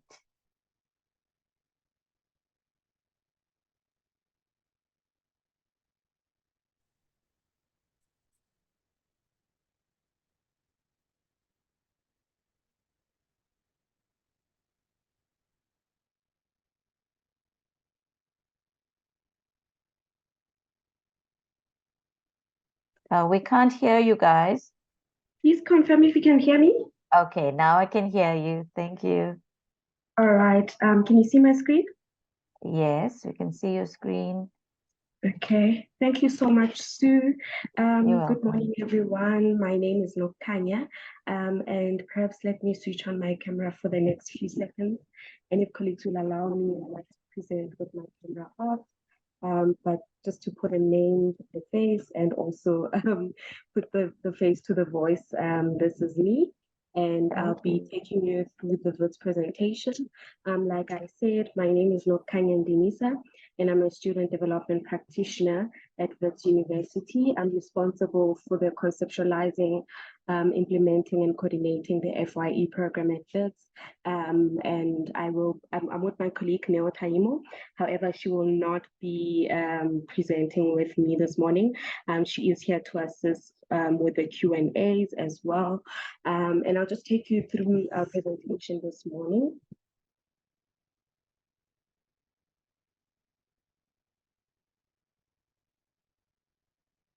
So just a brief overview of what we'll be presenting about this morning.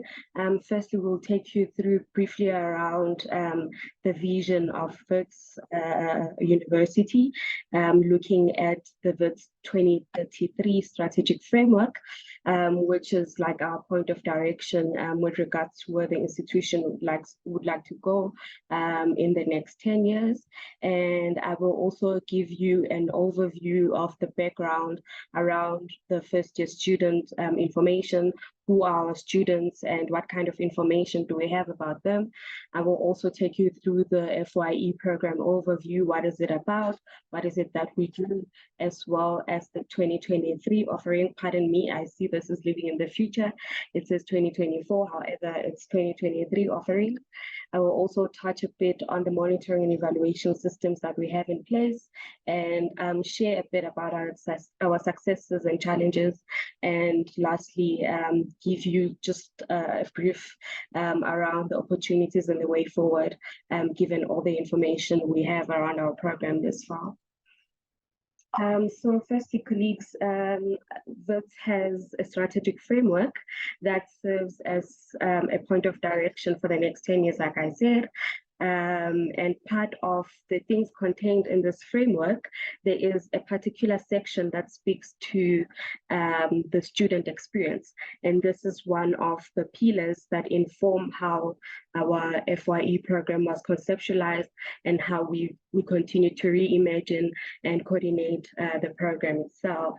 And part of the things that Wits commits to undertake as part of ensuring that the student experience is the kind of student experience that will lead Wits towards achieving their goals, and having graduates who have the Wits graduate attributes and etc. is what I will be presenting here. Firstly, Wits commits to exposing our students to a student life and experience that fosters a sense of belonging. You will see as I proceed further that there are programs and initiatives within the FYE program that speak to this directly, and also the development of a lifelong networks and friendships that Wits commits to give students, as well as offering our students a wide range of student development experiences and giving them the platform to have challenging intellectual engagements in order to enable them to become active citizens and leaders in sectors that have diverse societies. And this speaks to parts of the strategic framework, which is really about producing global leaders, producing global citizens, and etc. And Wits also commits to promoting an environment of care and holistic wellness. You will also see this as we proceed further and share a bit about the initiatives that we have as part of the FYE program. And lastly, Wits also commits to encouraging an appreciation for the arts, culture, and sports. And colleagues, I will move over to just giving you a brief understanding, or rather overview of who our students are. And I will share the stats from the BQ, the biographical questionnaire that our institutional research unit undertakes at the beginning of every year, which is also informed by the data that we receive when students apply to come to Wits. You will see that a majority of our students are classified as Africans, and a majority of them are also identifying as females. And we also have gender neutral students, although it will say 0, it is because of the rounding off. But if you see on my screen, there is a mention of the percentage, or rather the number of students who identify as gender neutral. because our system does allow for students to actually inform us that they are gender neutral rather than either male or female. And moving over to the first generation status, we have about 32% of students who are first generation students, and we have only 2% of students who reported that they have disabilities.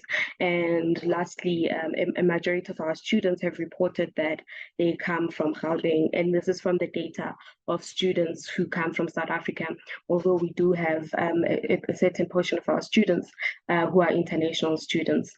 And colleagues, perhaps to mention that the data that I was projecting and the data that I'm still projecting now is from the first year cohort, so the first time entry students who are doing their first year this year. And what I'm projecting right now, colleagues, is a distribution. Firstly, we have the quintile distribution. As you can see, over the last couple of years, there's been changes around who our students are.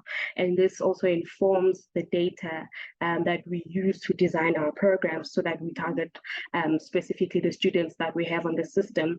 And as you can see, again, in 2023, we recorded the lowest number, which was almost equal to the number that we recorded in 2022 as well, of first generation students. And lastly, in terms of the percentages of our students that are funded by NSFAS, in 2023, we recorded 48%. And like I said, colleagues, here we're looking at just the first year students who are entering FITS for the first time. And by first year, referring to first year undergraduate students.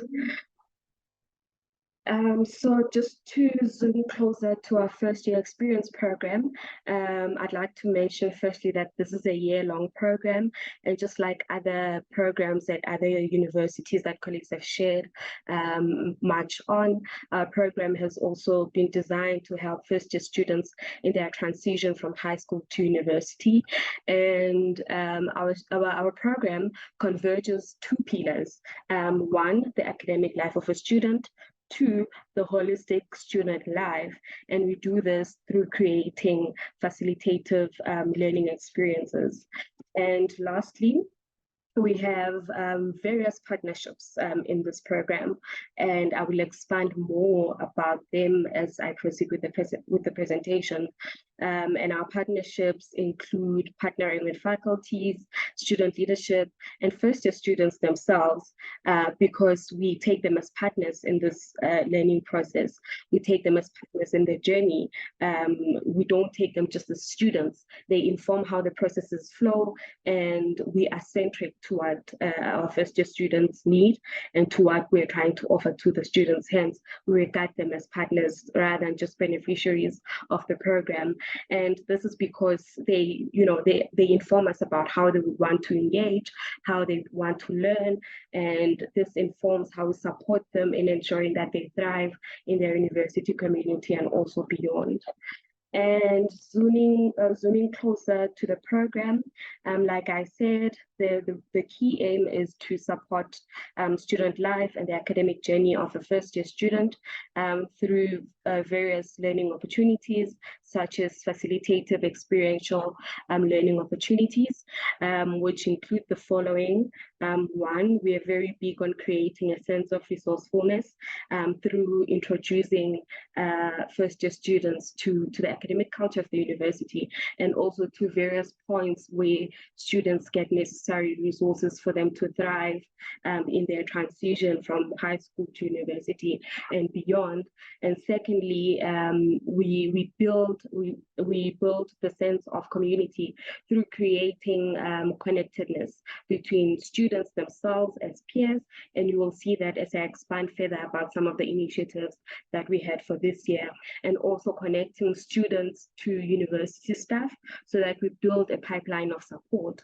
And lastly, we engage first year students, through various co-curricular development programs and try to socialize them into the university and what the university expects of them. So we use an approach that is a bit different from the traditional in-classroom learning, although from time to time we do lean towards the usual traditional classroom learning, but we try to blend almost different kinds of learning experiences for our students. And just an overview again of the various components that we have as part of its FYE. At the first point of touch with our first year students, we have the Gateway to Success orientation program, which takes place at the beginning of the academic year, or rather prior to the beginning of the academic year. We usually have it for about 2 weeks or so, where we orientate the new incoming first year students to our campuses and the various resources that are on campus, including the expectations and the skills required of them to thrive in university. And we also have a peer mentorship component as part of the WITS FYE program. Thirdly, we have multimodal workshops. I will expand more on these as the presentation flows further. And lastly, we have a very close and strong network of referrals across university. And I will also touch on this as I go further with the presentation. And just to give you a sense of how our program runs, I will start by just taking you through where the program is located. So at Wits University, we have the Dean of Student Affairs, who reports directly to the Vice Chancellor, and he also sits in the senior executive team of the university. Part of his role in the FYE program is that he co-chairs the FYE committee, which has various representation across the university. So he co-chairs this committee along with the Senior Director of Academic Affairs. And then we have the Deputy Dean of Student Affairs, who reports directly to the Dean. And part of the primary duties and responsibilities of the Deputy Dean is that he heads the Center of Student Development, among other responsibilities that he has in the university. And the Center for Student Development is where the first year experience program resides. And as we go further in the organogram, we have our senior program advisor, who provides oversight to the various programs that we have in the student development sphere and also the student leadership sphere of the center. And reporting to the senior program advisor, we have the student development practitioner. So this is where the first year experience office is located. And currently this is me sitting in that office and looking at taking care of the first year experience program. And I'm supported by a project assistant. His name is Mr. Leon Mudawu. And so the day-to-day coordination of the program resides in this office, and the oversight is provided by the senior program advisor along with the deputy dean, who reports to the chair, one of the chairs of the FYE committee that I have introduced earlier. And like I said, colleagues, this is an institutional level program, which, like I said, resides in the student affairs division. But because the first year experience is not limited to issues around student affairs, we have that cross-departmental collaboration, given that this is an institutional program.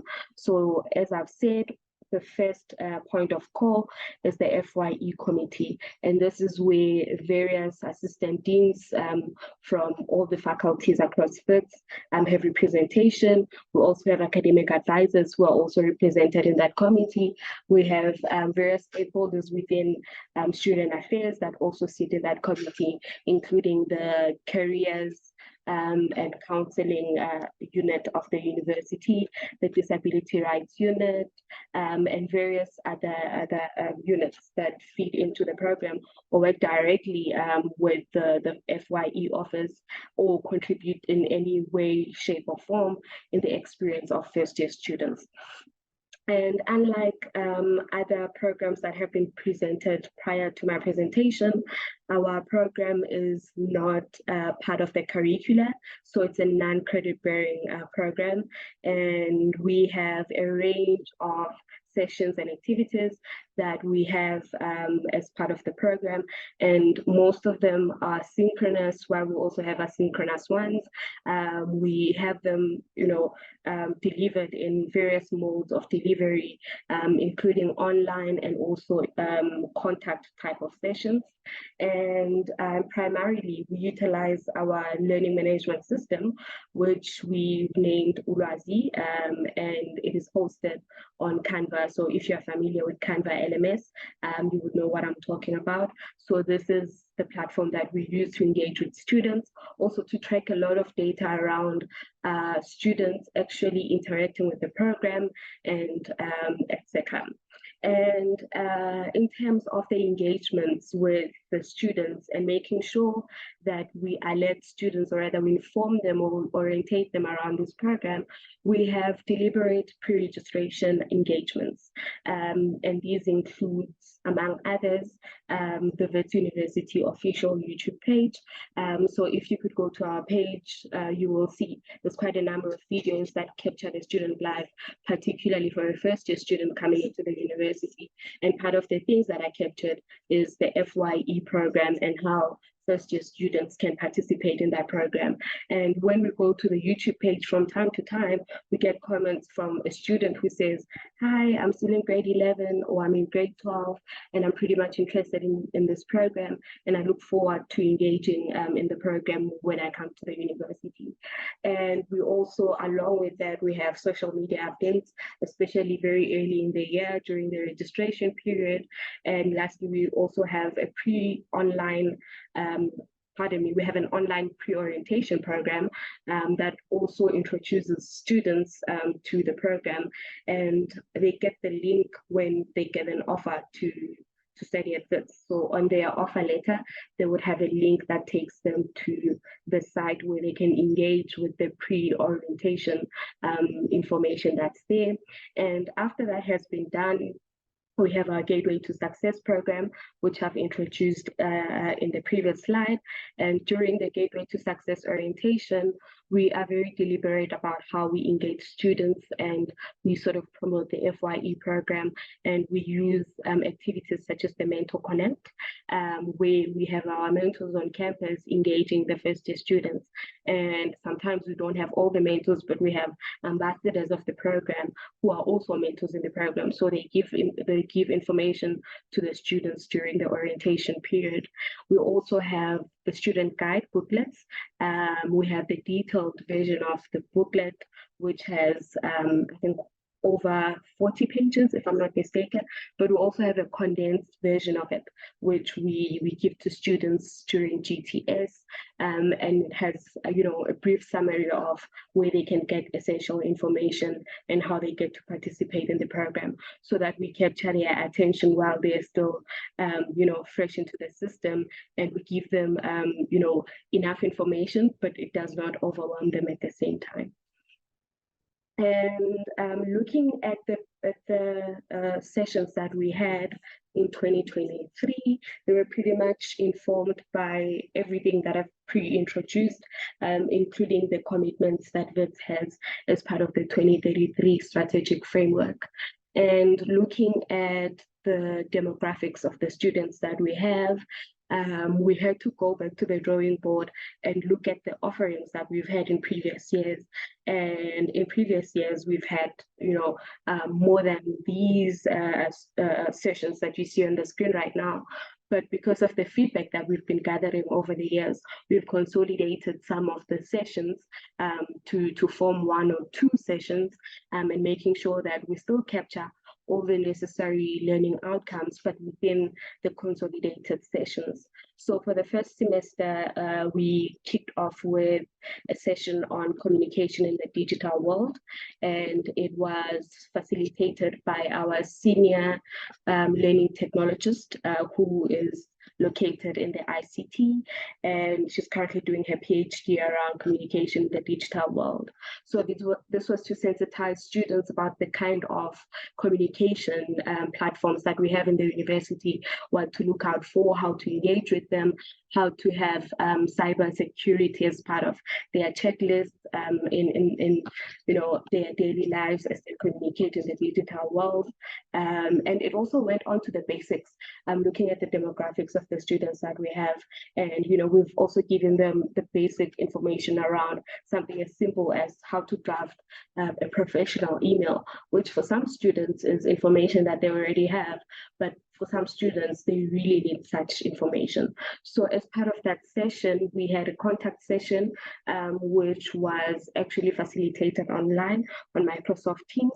And post the session, the recording was then posted on Urazi, so that students who missed the program can also access the information through Urazi. But over and above that, we also linked various resources that students can engage with post the session.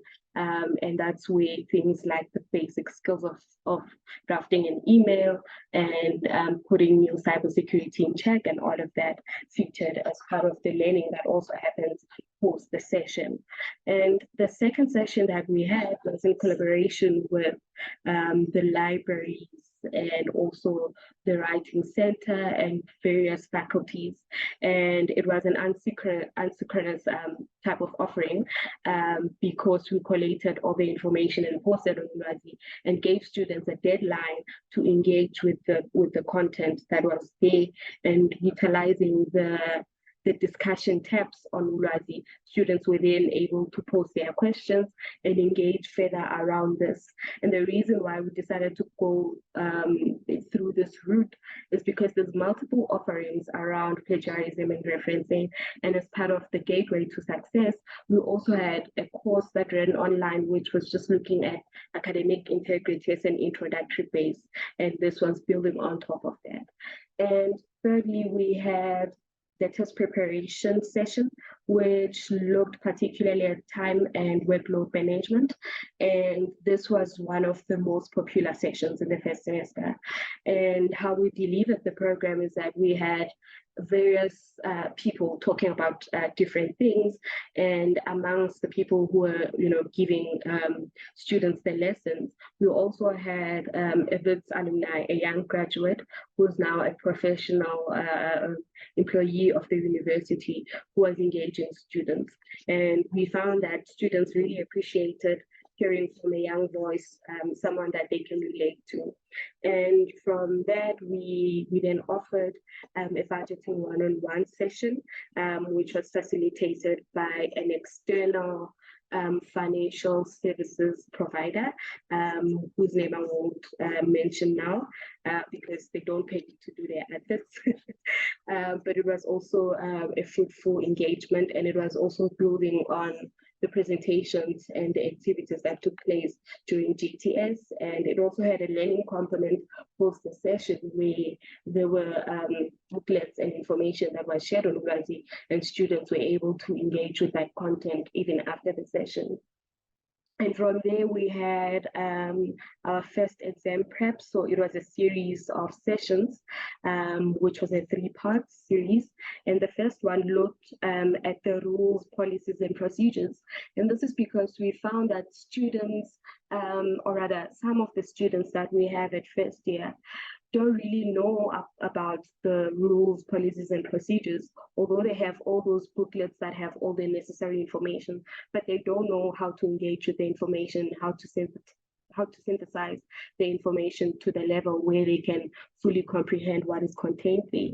So we had a panel discussion, we had various stakeholders, the exams and graduations office, the Campus Health and Wellness Center, Disability Rights Unit. We had various stakeholders, like I said, and we looked at learning outcomes such as ensuring that students are familiar with the procedures, ensuring that even the basic information around where do I get my timetable, where do I report if there's clashes in my timetable, what's the definition of a clash in a timetable, how can I apply for consensus, for concessions, pardon me, colleagues, concessions if I have for example, challenges that require me to get extra time and etc. And it also looked at the deferment policies that the university has. So after this session, the learning outcomes was that we wanted students to be familiar with the policies and procedures and rules around exams and what to expect for their first formal examination in the university. And the second part of it, which was on a different day, looked at mental wellness during the exam preparation period and also during the exams period and post the exam period, because over the years we've gathered information that has sort of orientated us around the kind of feelings and the kind of challenges that our students have when preparing for their first exam at the university, also around the exam period itself and post the exam, what happens, So this session really was to equip students with that kind of information and to inform students and to remind students about the kind of support services and the best practices that they can employ during the exam preparation stage and also the exam period itself and post-exams. And the third part of the exam prep series looked at the academic skills, and in facilitating this session, we had various breakaway rooms where each faculty had a representation through the faculty academic advisors who were engaging students on the academic skills that are required for various courses or for various degree programs in the exams, especially for the first semester, seeing that students were writing their first official and formal exams at university. And looking at the second semester, we were very deliberate about having fewer sessions, because this is when students tend to disengage. Most of them feel like, okay, I know what I'm doing now. And because our program, like I said, is not a credit-bearing program, it becomes very difficult to keep students engaged in the program. So as part of the things that we do, we have a lot of incentives during the program. As the program runs, we ask questions, and students who engage with us, we usually give prizes, and especially around the exams season, we also have exam care packages that we give to students who participate or answer questions towards the end. So we try to keep it very much engaged in that manner. And part of the things that we employed in the second semester, particularly for the first session, was that we brought back, the engagement, the peer-to-peer engagement, by inviting another Wits graduate who had experienced challenges in his academic journey. So the student shared around how they couldn't do so well in their first semester when comparing their results with the results that they used to always get in high school. And the student went as far as sharing about their experience when they were academically excluded because they didn't do so well, and how they were able to bounce back and gain resilience and make sure that they don't lose sight of their academic goals. And we also had a psychologist who was able to bring in that professional viewpoint. And this is to emphasize, colleagues, that for all the initiatives that are part of the program, we are, very deliberate about the cross-departmental collaboration that we have.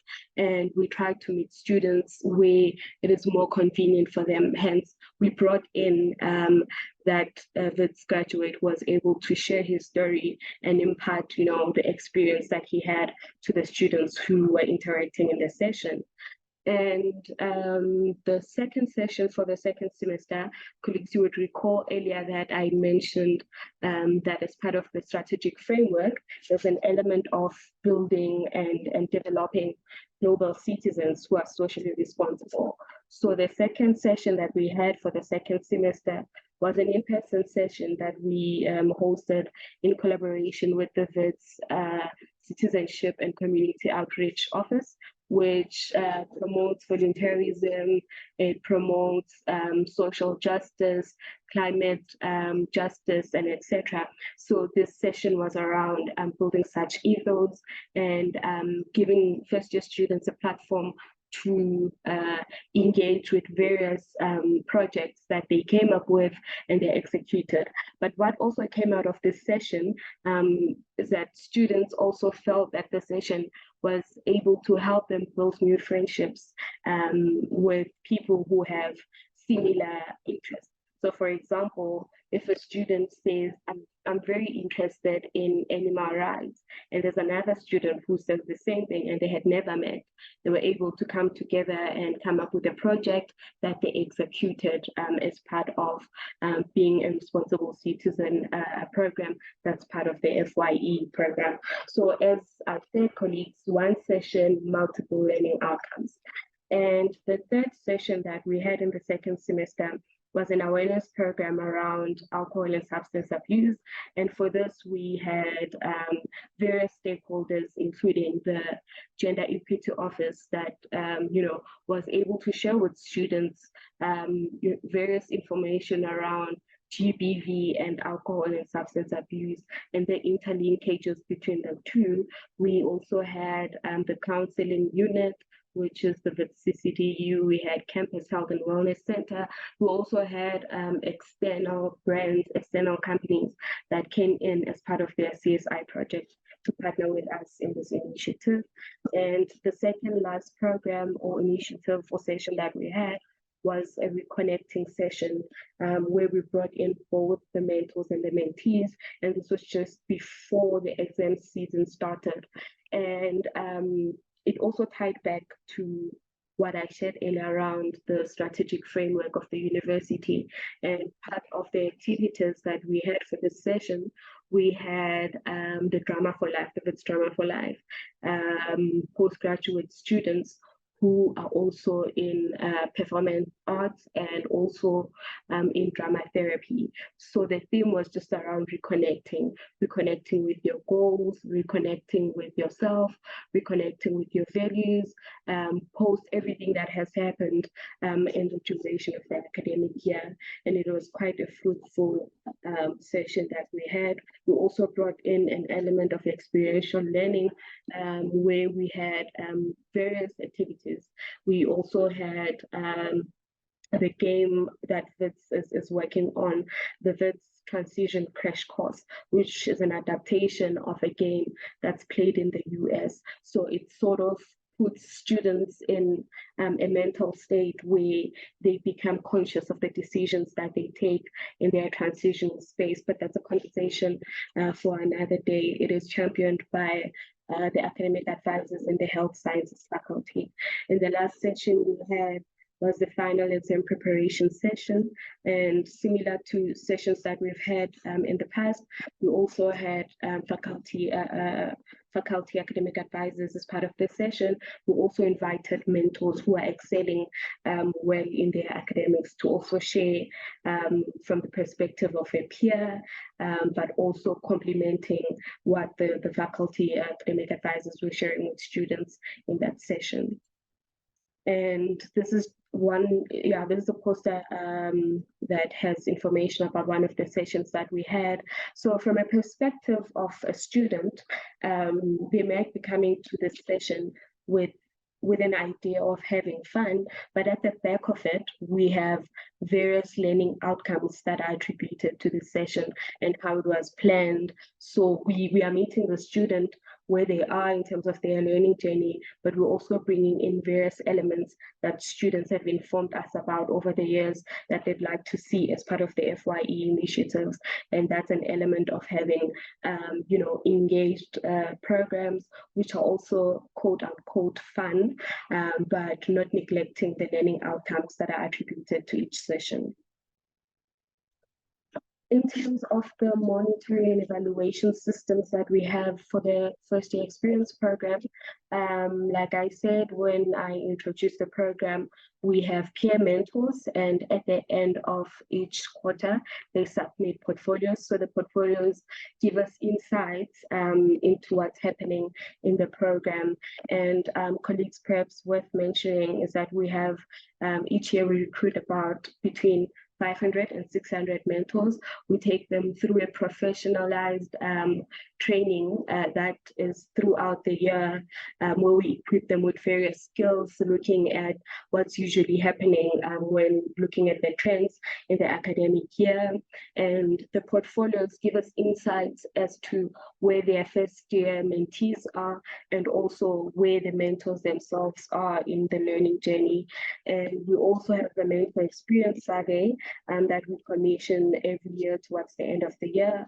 We have the first year experience survey that we also commission. I'll share some of the insights from the survey. We have post-session evaluations. So after a session, we will have evaluation forms where students are able to engage with us about their impressions of the session. And we do a lot of tracking of attendance.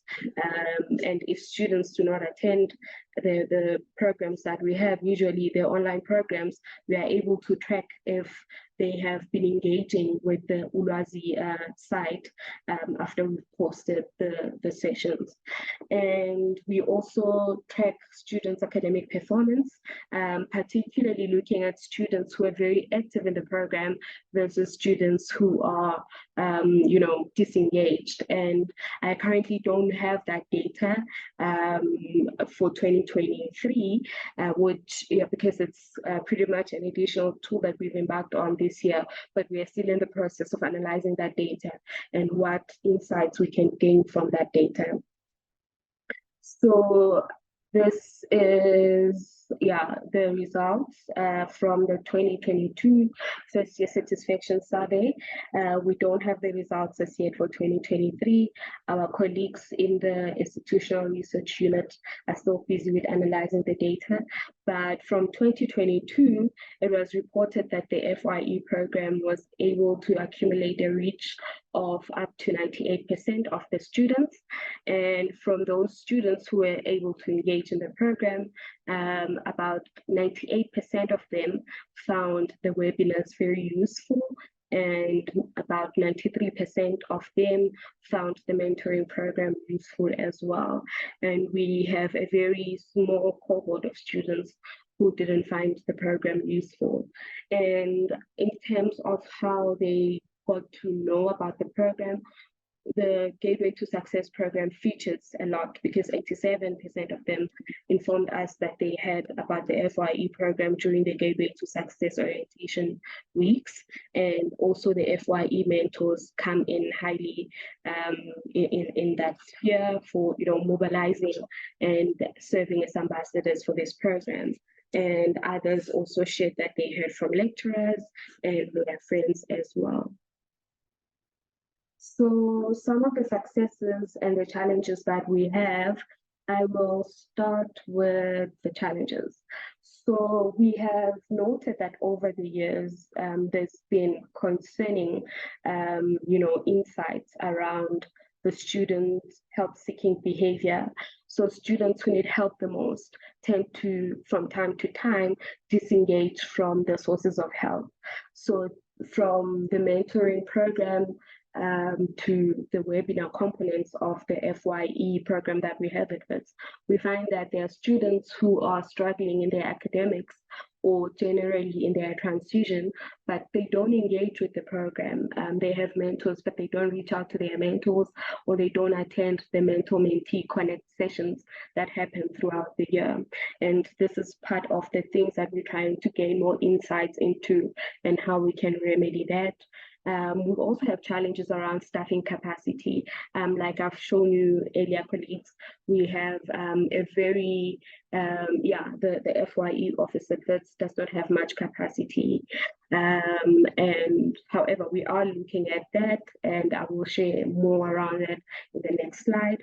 And thirdly, we found that there's been a duplication of initiatives, which is part of the reasons why we've decided to consolidate our sessions into fewer sessions this year, because you invite students to a time management workshop, and there's other units or other student bodies that are also organizing similar workshops. So it tends to overwhelm students, and instead of saying we are stopping other colleagues or other students from having such initiatives, we always try to look for ways in which we can always collaborate.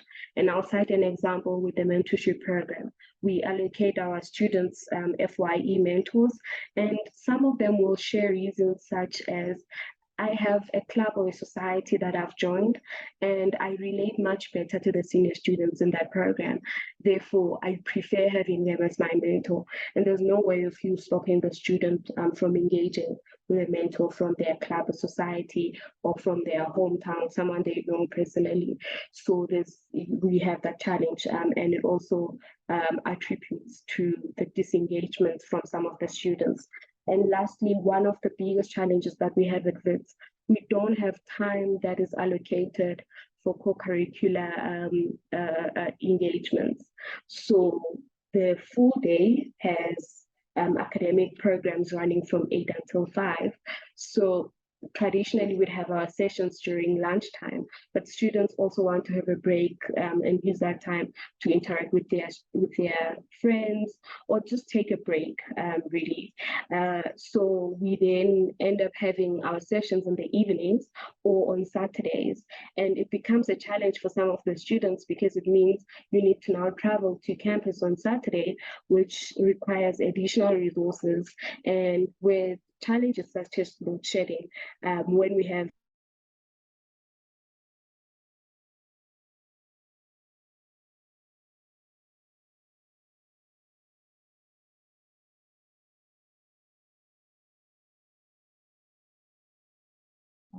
Nokanya, you muted, or is she gone off? We've just had load shedding, so I think she's just been kicked out and she's trying to reconnect. Okay, great. Give her a minute.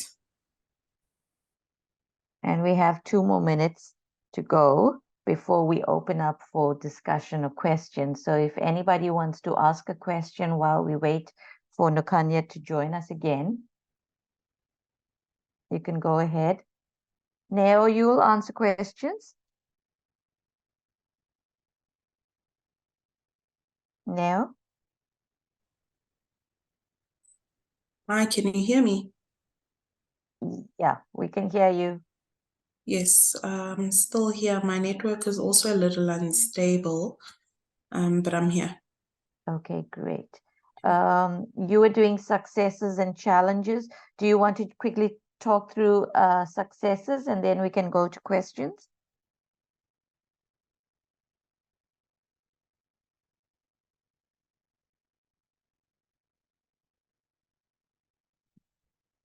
Okay, colleagues.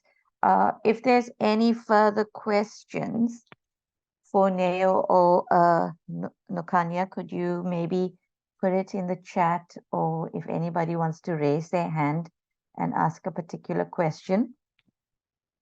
Yes, go ahead. Mukondileli. I hope I got that right. Go ahead.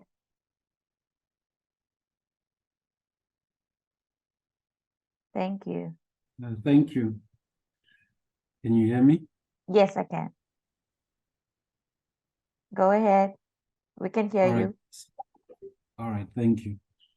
Afternoon, colleagues. Thank you. Afternoon, colleagues. I was just curious about the FYE sessions themselves.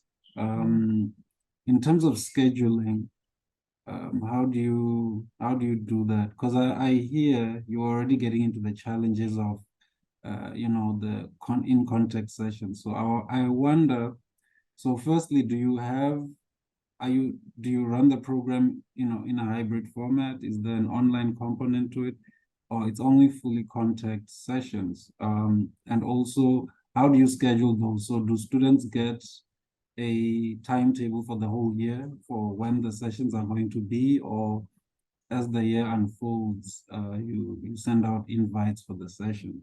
So I just wondered about that in terms of the structure of the program itself. I hope it's making sense. Thanks. It does. I had the same question. Thank you for that one. I see Nokanya just joined us now. Neo, are you here to answer that question? I'm going to take William's question and then we'll hand over to Neo and Nokanya. William? Hi, Nokanya. Thank you very much for the great presentation. A short question. One, for how long have you been running the student experience survey? And two, is it accessible to the public or it's an internal document? Thanks. Thank you, William.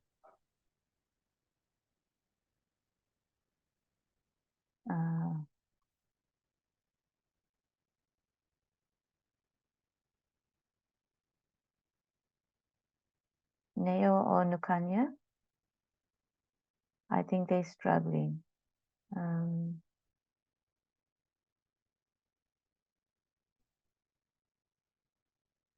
Okay. If Wits could maybe just put the answers in the chat, that would also help us. But I want to say it was very interesting to listen to all the different institutions. And for me, what was really exciting is that they took into account the university context and the student context in developing their programs. So although you would look at UFS program, UKZN, and WITS program, they may have similar themes, but the content and the way they deliver it to their first-year students is very different. So that was exciting for me. And as we mentioned at the beginning, that, you know, these presentations, all the institutions sharing their presentations, the intention is for us to develop national framework for first-year experience in South Africa. So this is the beginning of our engagement with looking at the different institutions, but we've been working as a team over the past 3 years. So this is very exciting times for us. If Neo and Nukanya is not around, I'm gonna go ahead and do my presentation, which is the last one for today. From UWC. So let me share my screen.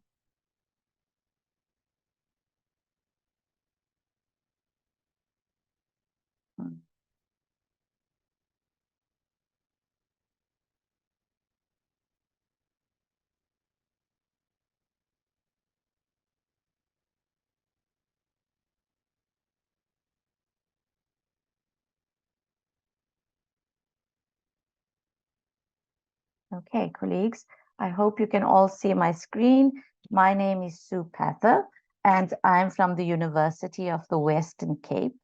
I'm a learning and teaching specialist located in the DVC Academics Office. And part of my portfolio is I work on the DVC's key priorities, which is called Operation Student Success. So I coordinate the first year experience, the academic advising, and the tutor enhancement program at UWC. And today and tomorrow's exercise is all about mapping the first year experience, either initiatives, programs, good practices by the 7 universities towards developing a national framework.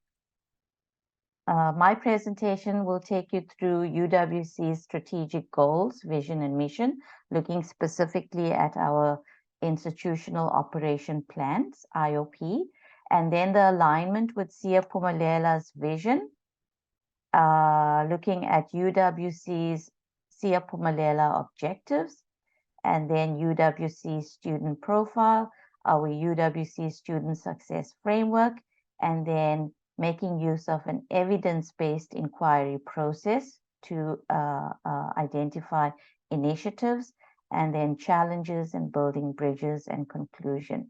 I just want to quickly look if there's anything I would thank you, Ruth. That would be good. Okay. So if we go to the next slide. UWC IOP, if you look at IOP is our institutional operation plan.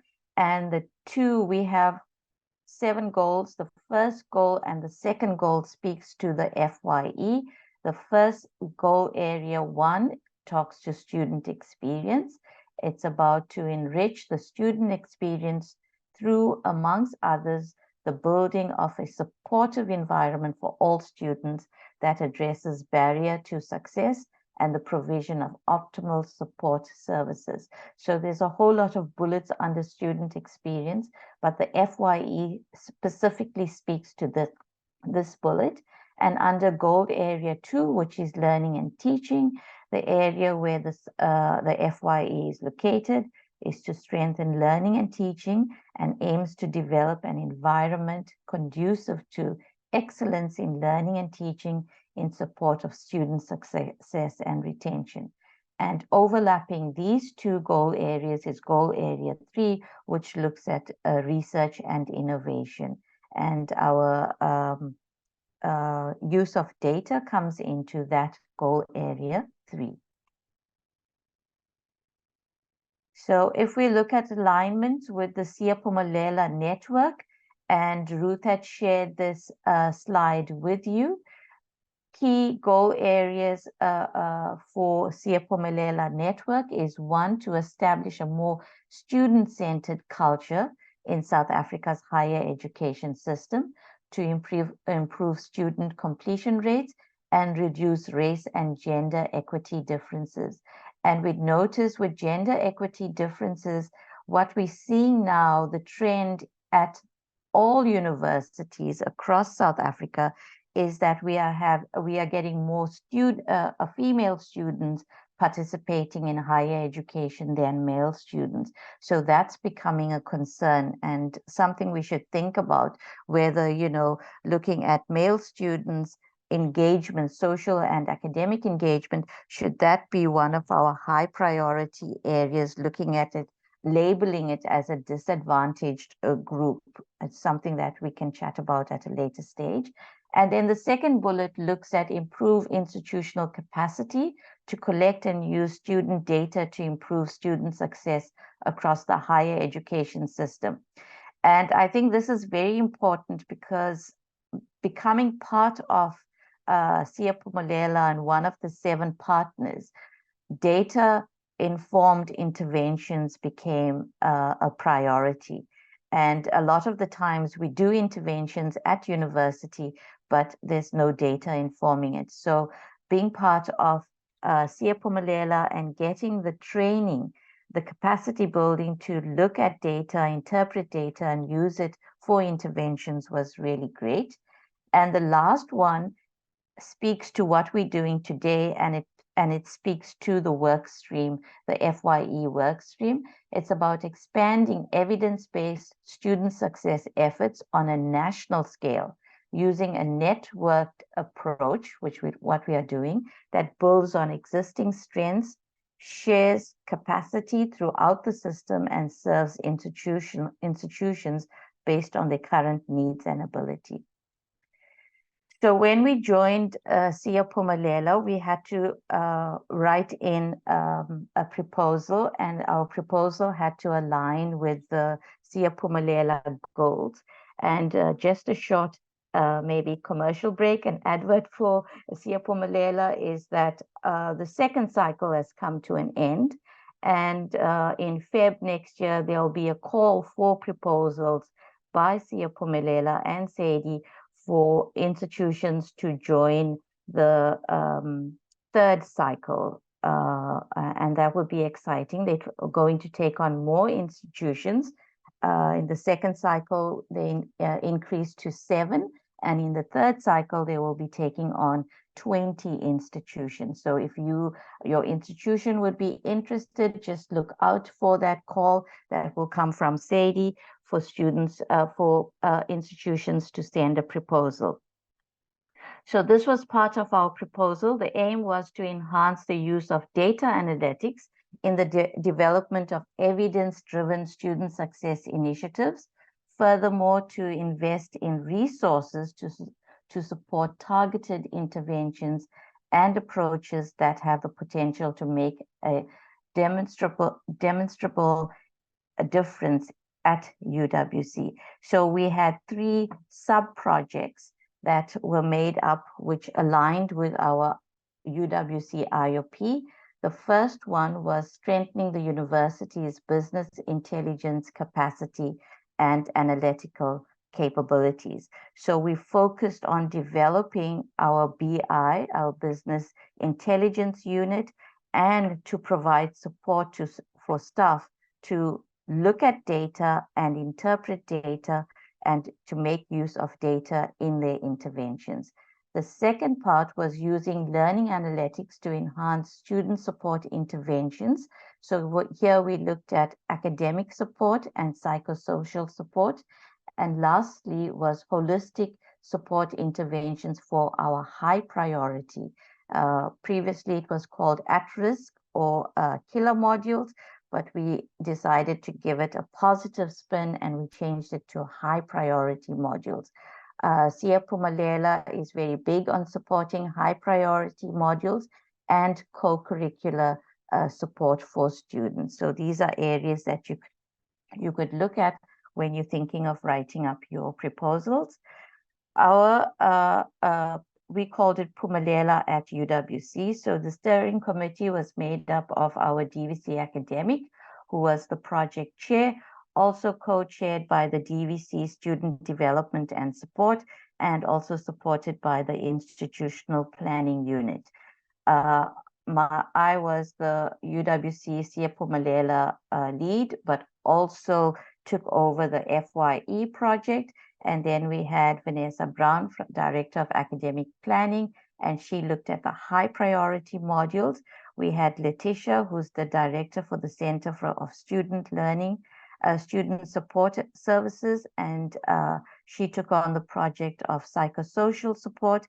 And then we had Elizabeth Boy from the Business Intelligence Unit, and she looked at data, bringing together all the data from the different departments across the institution so that we could have a holistic view of students, specifically in the first year. Just to give you an overview of our students, we have a total of close on to 24,000 students at UWC, and our first year enrollment is around 4,000 annually that we would take on. 62% of our students have identified as female, and it seems to be increasing over the years. A few years ago when I started at UWC, it was very close. It was 49 and 51, but now it's gone up to 62. 91% of our population is regarded as non-white population, with 52 being Black African and 39 being colored. If you look at first generation students, much of these stats are taken from the university SASSI, but this particular one is not asked. So we had taken this next one looking at first generation students from our first year expectation survey, which 735 students completed, and 80 of them identified themselves as first generation students, meaning that they are the first in their immediate family to attend university. 60% of our students are regarded English as their first language students, and somehow we think this is not accurate because a lot of them take English as their home language in school, and to get into university we find a lot of them put English as their first language, thinking it advantages them when they apply. So 60% regard English as their first language. 38% of our students received NSFAS funding in 2022, and I'm sure that would have increased in 2023. 57% of our students come from well-resourced school. And I think Lauren in her presentation spoke about quintile 1, 2, 3, 4, and 5. 57% of our students come from quintile 4 and 5. But like she mentioned, that you can't just take it as, okay, we've got good students or excellent students since they're coming from those quintile schools. We also have to take into account home environments. And then looking at enrollment in faculties, our biggest enrollment of students is in the EMS faculty, then followed by the arts faculty, and next is the science faculty. CHS is our community health sciences, and then we have education, law, and our smallest faculty is our dentistry faculty. Looking at the next one, when do we lose students and what happens at that stage? We had a look at this when we were developing our student retention and success framework. We did a cohort study from 2010 going all the way for 7 years, looking at student trends. When do they get in? When do they drop out? And when do we lose students? I'm going to go back. I moved ahead. Let's see if I can go back to the last one. Okay, so when do we lose students? What's happening at that time? This highlights when and where students struggle by looking at where do we lose our students and identifying those set markers. It also helps us to prioritize the efforts that could be taken by the institution at these different markers. And it also sets a clear course towards supporting student success. So we identify factors that put students at risk, looking both at quantitative and qualitative factors, identify patterns, trends, correlations towards student success, intervene earlier when damage is much smaller, so it's about early interventions, and monitoring interventions so that we could have scale up to those particular works or intervention. Predictive uses, and now most universities are doing predictive analysis to identify students. We try to look at that when students drop out, when there's delayed completion, and we look at the data that we receive before enrollment to understand who our students are, where they're coming from, which areas, their APS scores, but also looking at, while the students are enrolled, the impact of first-year risk codes. And we identify that only 31% of the students complete to graduation that started off in a particular year and completing till graduation in the required 3 or 4 years. Also doing correlation between variables, example, most failed modules, which now we call our high priority modules, and then looking at on-time completion. So taking all that data into account and the quantitative and qualitative data, engaging with first-year students and looking at second and third year progression, we had developed our UWC Student Retention and Success Framework, which was approved by Senate in 2018. We identified 3 environments or 3 bands, the UWC Caring and Inclusive Environment, UWC Academic Learning and Teaching Environment, and UWC Academic and Social Supportive Environment. In all 3 of these environments, what was important for us was the student voice, and the student voice would come out through feedback surveys, evaluation, and engagement that would look at providing information specifically from the student voice in those 3 areas. our first band, which we call the UWC Caring and Inclusive Environment, we talk about the student walk, and it's about connecting the student through their academic journey. So it's about looking at supporting the student from pre-UWC, recruitment and shaping. So once the applications go out, how do we support our students in that stage? And then this particular 2-day seminar is on the first year experience. How do we support incoming first year students in the first year, looking at selection, placement, advertising, advising, orientation, mentoring, and supporting the students. And then we go on to the later year with looking at the current student in second, third, fourth year, and then graduation, graduation ready, and looking at graduate attributes. The second environment specifically speaks to the institution and how the institution supports the learning and teaching process. So in this learning environment, the academics become important.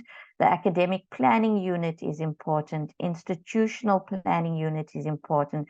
Quality assurance is important, and infrastructure. So all this together is the kind of learning that the delivery of the program that is offered to the student. So if you look at learning and teaching, it's looking at curriculum, assessment, flexible learning, resources, student responsibility, tracking and monitoring the early warning system, graduate tracking, cohort studies, data analytics, the review and evaluation, academic review, program review, curriculum review, academic rules and policies become important, and infrastructure is the most important, the physical space that is provided to deliver these programs, information and communication technologies, and administration of that. So it's looking at the institution and how the institution is supporting the learning and teaching environment. And the last one then comes back to the student and how we are supporting as a co-curricular academic and social supportive environment. This is about partnerships across the institution. And we identified 3 areas that would always come up is financial, looking at student fees, food security, living conditions, students commuting and access to healthcare, and student well-being, looking at mental and physical health, personal growth, counseling, career planning, and safety and security on and off campus. And lastly, the academic supportive environment, the ECP program, the tutor program, the first year experience, the mentoring program, and the induction and orientation. So we identified 7 principles, and if faculties, departments, and units want to work with student success, we advise them to actually go through this and try and action the student retention and success framework. So if I have to take first year experience, I could drill down from first year experience, how is it affecting the learning and teaching, tracking, reviewing, infrastructure, what do students say about that, drilling down to the supportive environment in the first year, what are the issues that students are talking about, are we addressing well-being, are we addressing that? Then the evidence inquiry process that we use. And this is particular, I'm looking at the first year experience and UWC Caring and Inclusive Environment. We start off with what is wrong. That's the first step in the evidence inquiry process. Outcomes to measures, student success outcomes.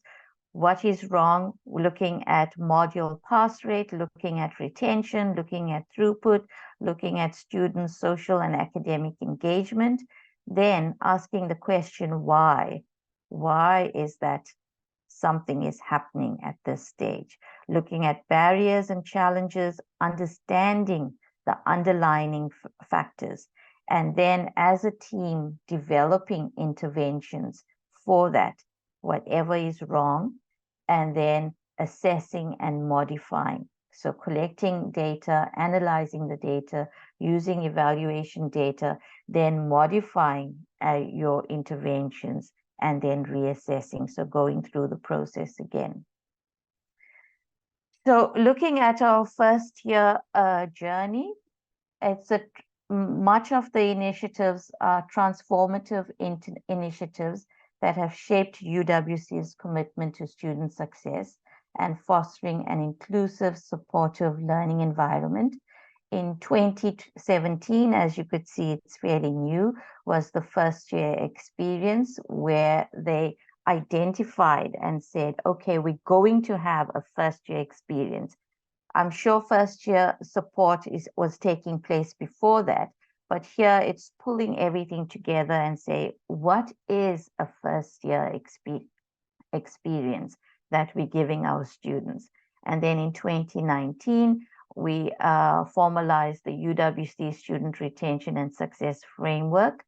We talk about the student walk, the 3 environments, and the holistic support. In 2021, we brought in academic advising, the one-stop shop. But I should have started with the tutor enhancement program, started in 2016, then 2017 FYE, 2018, we brought in the mentorship program. That was a more formal program that came out from the first year experience and from the data that was collected, that we needed to have a first year transition program. And that's a program I would talk to you about. Then 2019 was the Student Retention and Success. In 2020, we joined the Siyaphumelela Student Success Project, which actually made it even more beneficial to learn from the network and to gain more information that informed our first year experience program. 2021 was academic advising. And then we're starting a new program in 2024, which is designing for social justice student staff partnership projects. The approach that we followed for the first year experience project is a humanizing approach to supporting student success.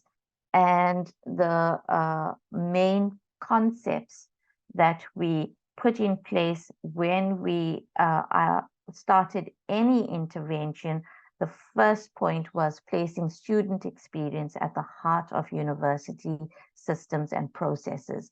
So that was the beginning of any intervention or program that we started. It had to be a humanizing experience for the student, creating a sense of belonging, working with first year students from a place of care, compassion, consideration, and empathy. And I liked what Wits University said, and we also started with that, is meeting the students where they are. So not creating the program before knowing our students. Our program changes all the time because it all depends on who the students are at that particular time at UWC. And it's about building relationship and trust. So when we talk about our first year experiences, first year experience is not a program, it's not a seminar, it's just engaging with our first year students. We have our first year experience chatbot, which is on our UWC site, and it's linked to the UWC registration and applications. So when a student clicks on that, immediately the chatbot pops up, asking them for any kind of help that is needed. And we've noticed that for this year, that chatbot, the FYE chatbot, was not only used by students coming in wanting advice, but it was used by parents as well, which was quite exciting for us to engage with parents asking questions about their students. Then we also engage in FYE orientation, which happens at the beginning of the year.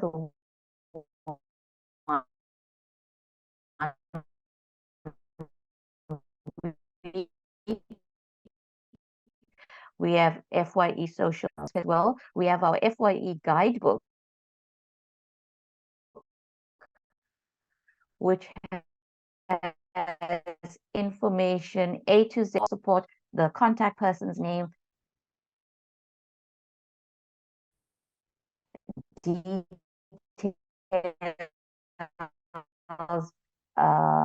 some kind of support, library support. So that guidebook has everything. Also with regards to developing your study timetable, your first year timetable. So it's quite intensive, and I'm going to pick up on that in the next bubble that we're going to speak about. Then we have UWC FYE YouTube, and we have a whole lot of YouTube videos that students can go and watch. And then we have FYE Talks, which I'll pick up on the next one. And then we also have our FYE website, which presently is under construction. Then the first year transition program, and I told you that's a more formalized program, but once again, it's on a voluntary basis. We introduced this program during FYE orientation, telling first year students about this program, the benefits of this program. And what's really good about this program, it's peer-to-peer mentoring. And so it's the students that actually develop this program to work with first year students. It's faculty specific mentoring. So in this program, we have 7 first year transition officers because we have 7 faculties. We have a first year transition officer in each of these faculties. And the first year transition officer is a postgraduate student. And we would usually take a postgraduate student who's at the beginning of their master's or their PhD, an advert goes out, they apply, we have interviews, and then they're selected. The first year transition officer, then we know, is going to stay with us for 4 to 5 years or 3 to 5 years, depending on how long they take to finish their postgraduate study. And this gives some stability to the program. The first year transition officer that's chosen for that faculty should be a postgraduate student in that faculty, so they understand the dynamics of the faculty. Then we also open up for mentors. An advert goes out to be a peer mentor, and peer mentors are chosen in the particular faculties as well, and particular programs. So when students, first year students, sign up for a mentor, they know they're getting a mentor who's in the same program as them and could support them both academically and socially in that environment. You know, tell them, oh, I know Prof. So-and-so, and that professor expects this, so this is what is expected of you, and these are the modules you should be taking, and if you drop this module, you won't be able to progress. So it's very detailed information that senior mentor is able to give the first year student, because they are actually in that particular faculty and particular program as well. Then they would have weekly mentoring circles. Besides the one-on-one, we strongly advertise or strongly advise for students to have mentoring circles with 4 or 5 students together. So they would meet once a week during lunchtime, where they would sit and have their conversations. So other first year students realize that they're not alone in this, and the issues they are experiencing is also experienced by others. So during COVID, this was online, but now that we're back on campus, we've moved it back to face-to-face mentoring circles. So also linking up with the first year experience talks, that happens once a month during lunch break. And the talks are usually, the topics for the talks comes from the engagement with the weekly mentoring circles, the issues that they're experiencing. For example, if it's stress, then that month the talk would be somebody from the psychosocial unit that will give the students a talk. And the format we follow is very much like TED Talks, where the student, guest that we have talks for like 20 minutes, 15 to 20 minutes, and it's more students engaging and asking questions. And then we would have a feedback survey that would go out. to ask them how helpful the session was and what they would like to hear about in the next session. Then we have the first year tutor enhancement program, which is a formalized program, and we have peer tutors that would tutor students, and the tutor feedback surveys that happens annually provides feedback to the lecturers in that particular module, but also the tutors get feedback from the students in that program. So a link will go out, the lecturers will have access to a dashboard, and they can zoom in immediately, click on their particular module and see the tutor feedback and the students' feedback for that particular module. And then this year we started with the academic student success advising. We've appointed 5 advisors, and it's a centralized initiative where the 5 advisors work across all 7 faculties. We're piloting this at the moment, and hopefully, we'd look at how the program is run and how we want to move forward. But we want to provide holistic support to undergraduate students, providing a one-stop shop. And for next year, we're moving on to just initially supporting our high priority module students and see how we can move them out of the pipeline so that they could complete their degree in the required 3 or 4 years. I just wanted to show you this. Much of our projects is funded by UCDG. We don't have to go into detail, but all our funding is from UCDG for these different projects, in which we have to actually provide details on our short-term outcomes, long-term outcomes. But as you could see here, if I just have to highlight our first year talks, right? The number of students that engage on our platforms, on our social media platforms, the number of students that make use of our actual helpline links and ask for help, which we are very busy with, and then looking at the students and the feedback forms that we get from the students. The 2022 3,127 students provided feedback, and 445 tutors provided feedback out of the 850 tutors that we appoint. Looking at data that informs our interventions at the beginning of the year, we do a gap analysis to look at connectedness. When the students get their letters to say they have been appointed, they have a place at UWC, we usually send out the expectation survey. So we try to get the expectation before they enter university, because we want to see what are their thoughts with regards to engagement, social engagement, academic engagement, and how realistic are their expectations. And then at the end of term 1, we send the experience survey out to see if their expectations have been met.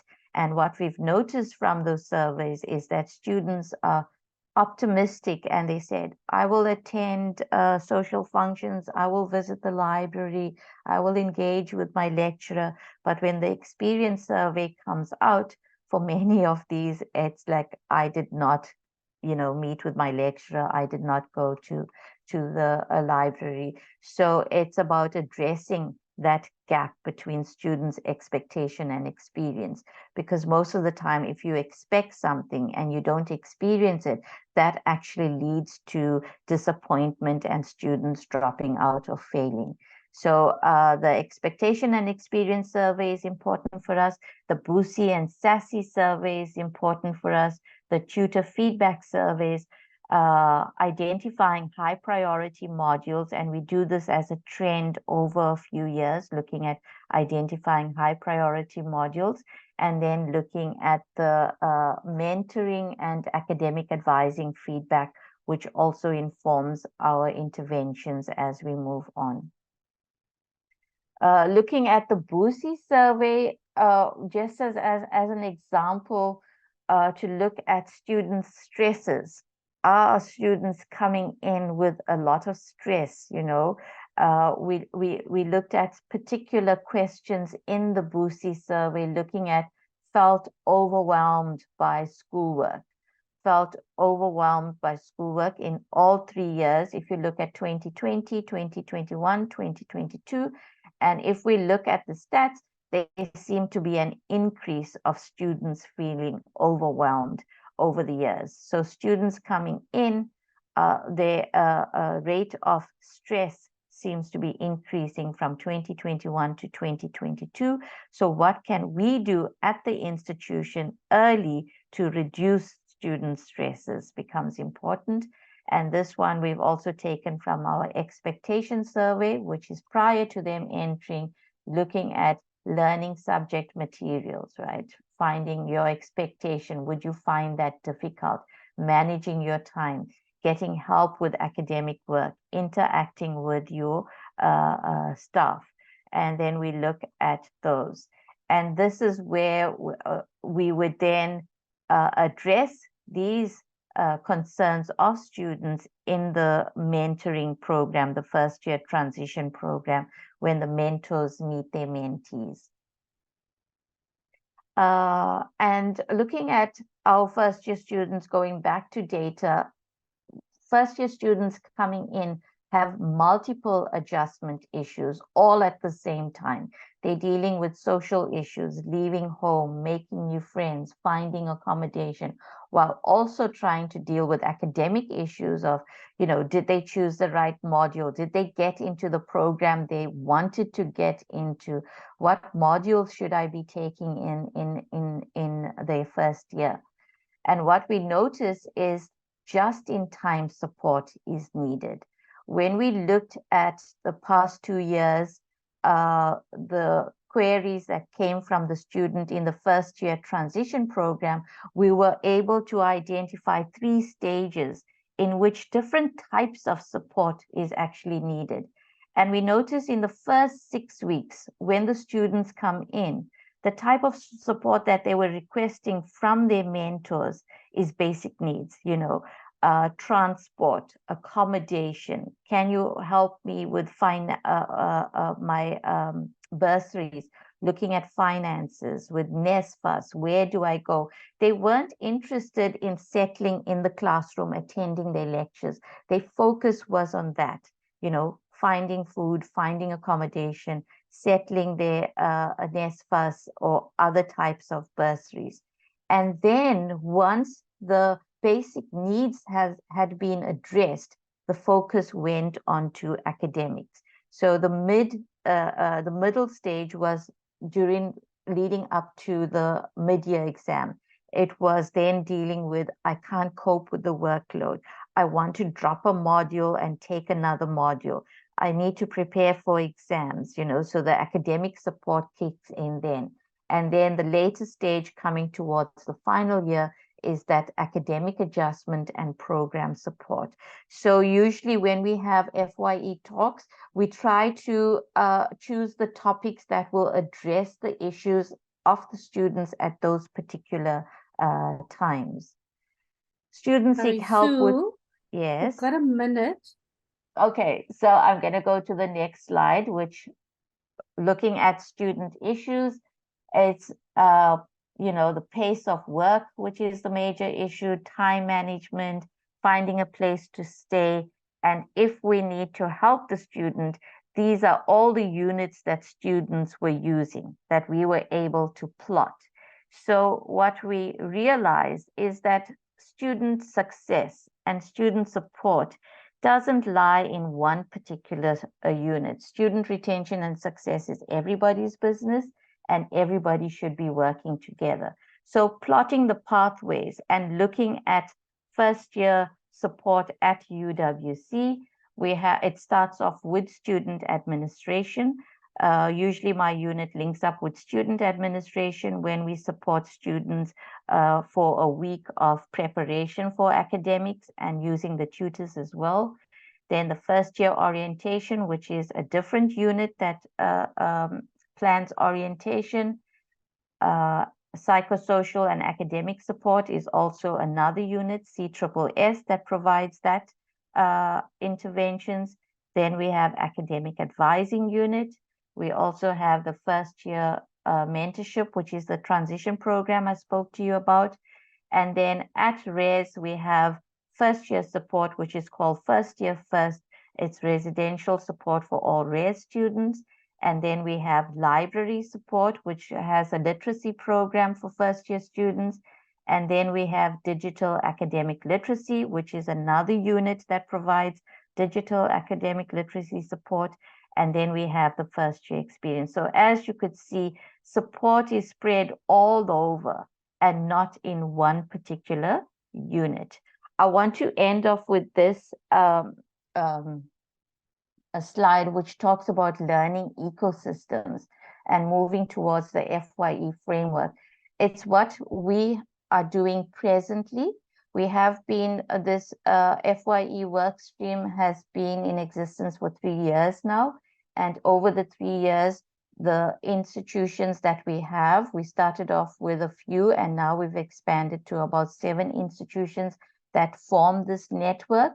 But it was about supporting each other, learning from each other, exchanging ideas, collaborating, and it's all about this learning journey that we've on, which will then lead to us developing a first year experience framework from our experiences with each other. So thank you very much, colleagues. That's the end of my presentation. Thank you so much, Sue. Do you have any comments or questions for Sue?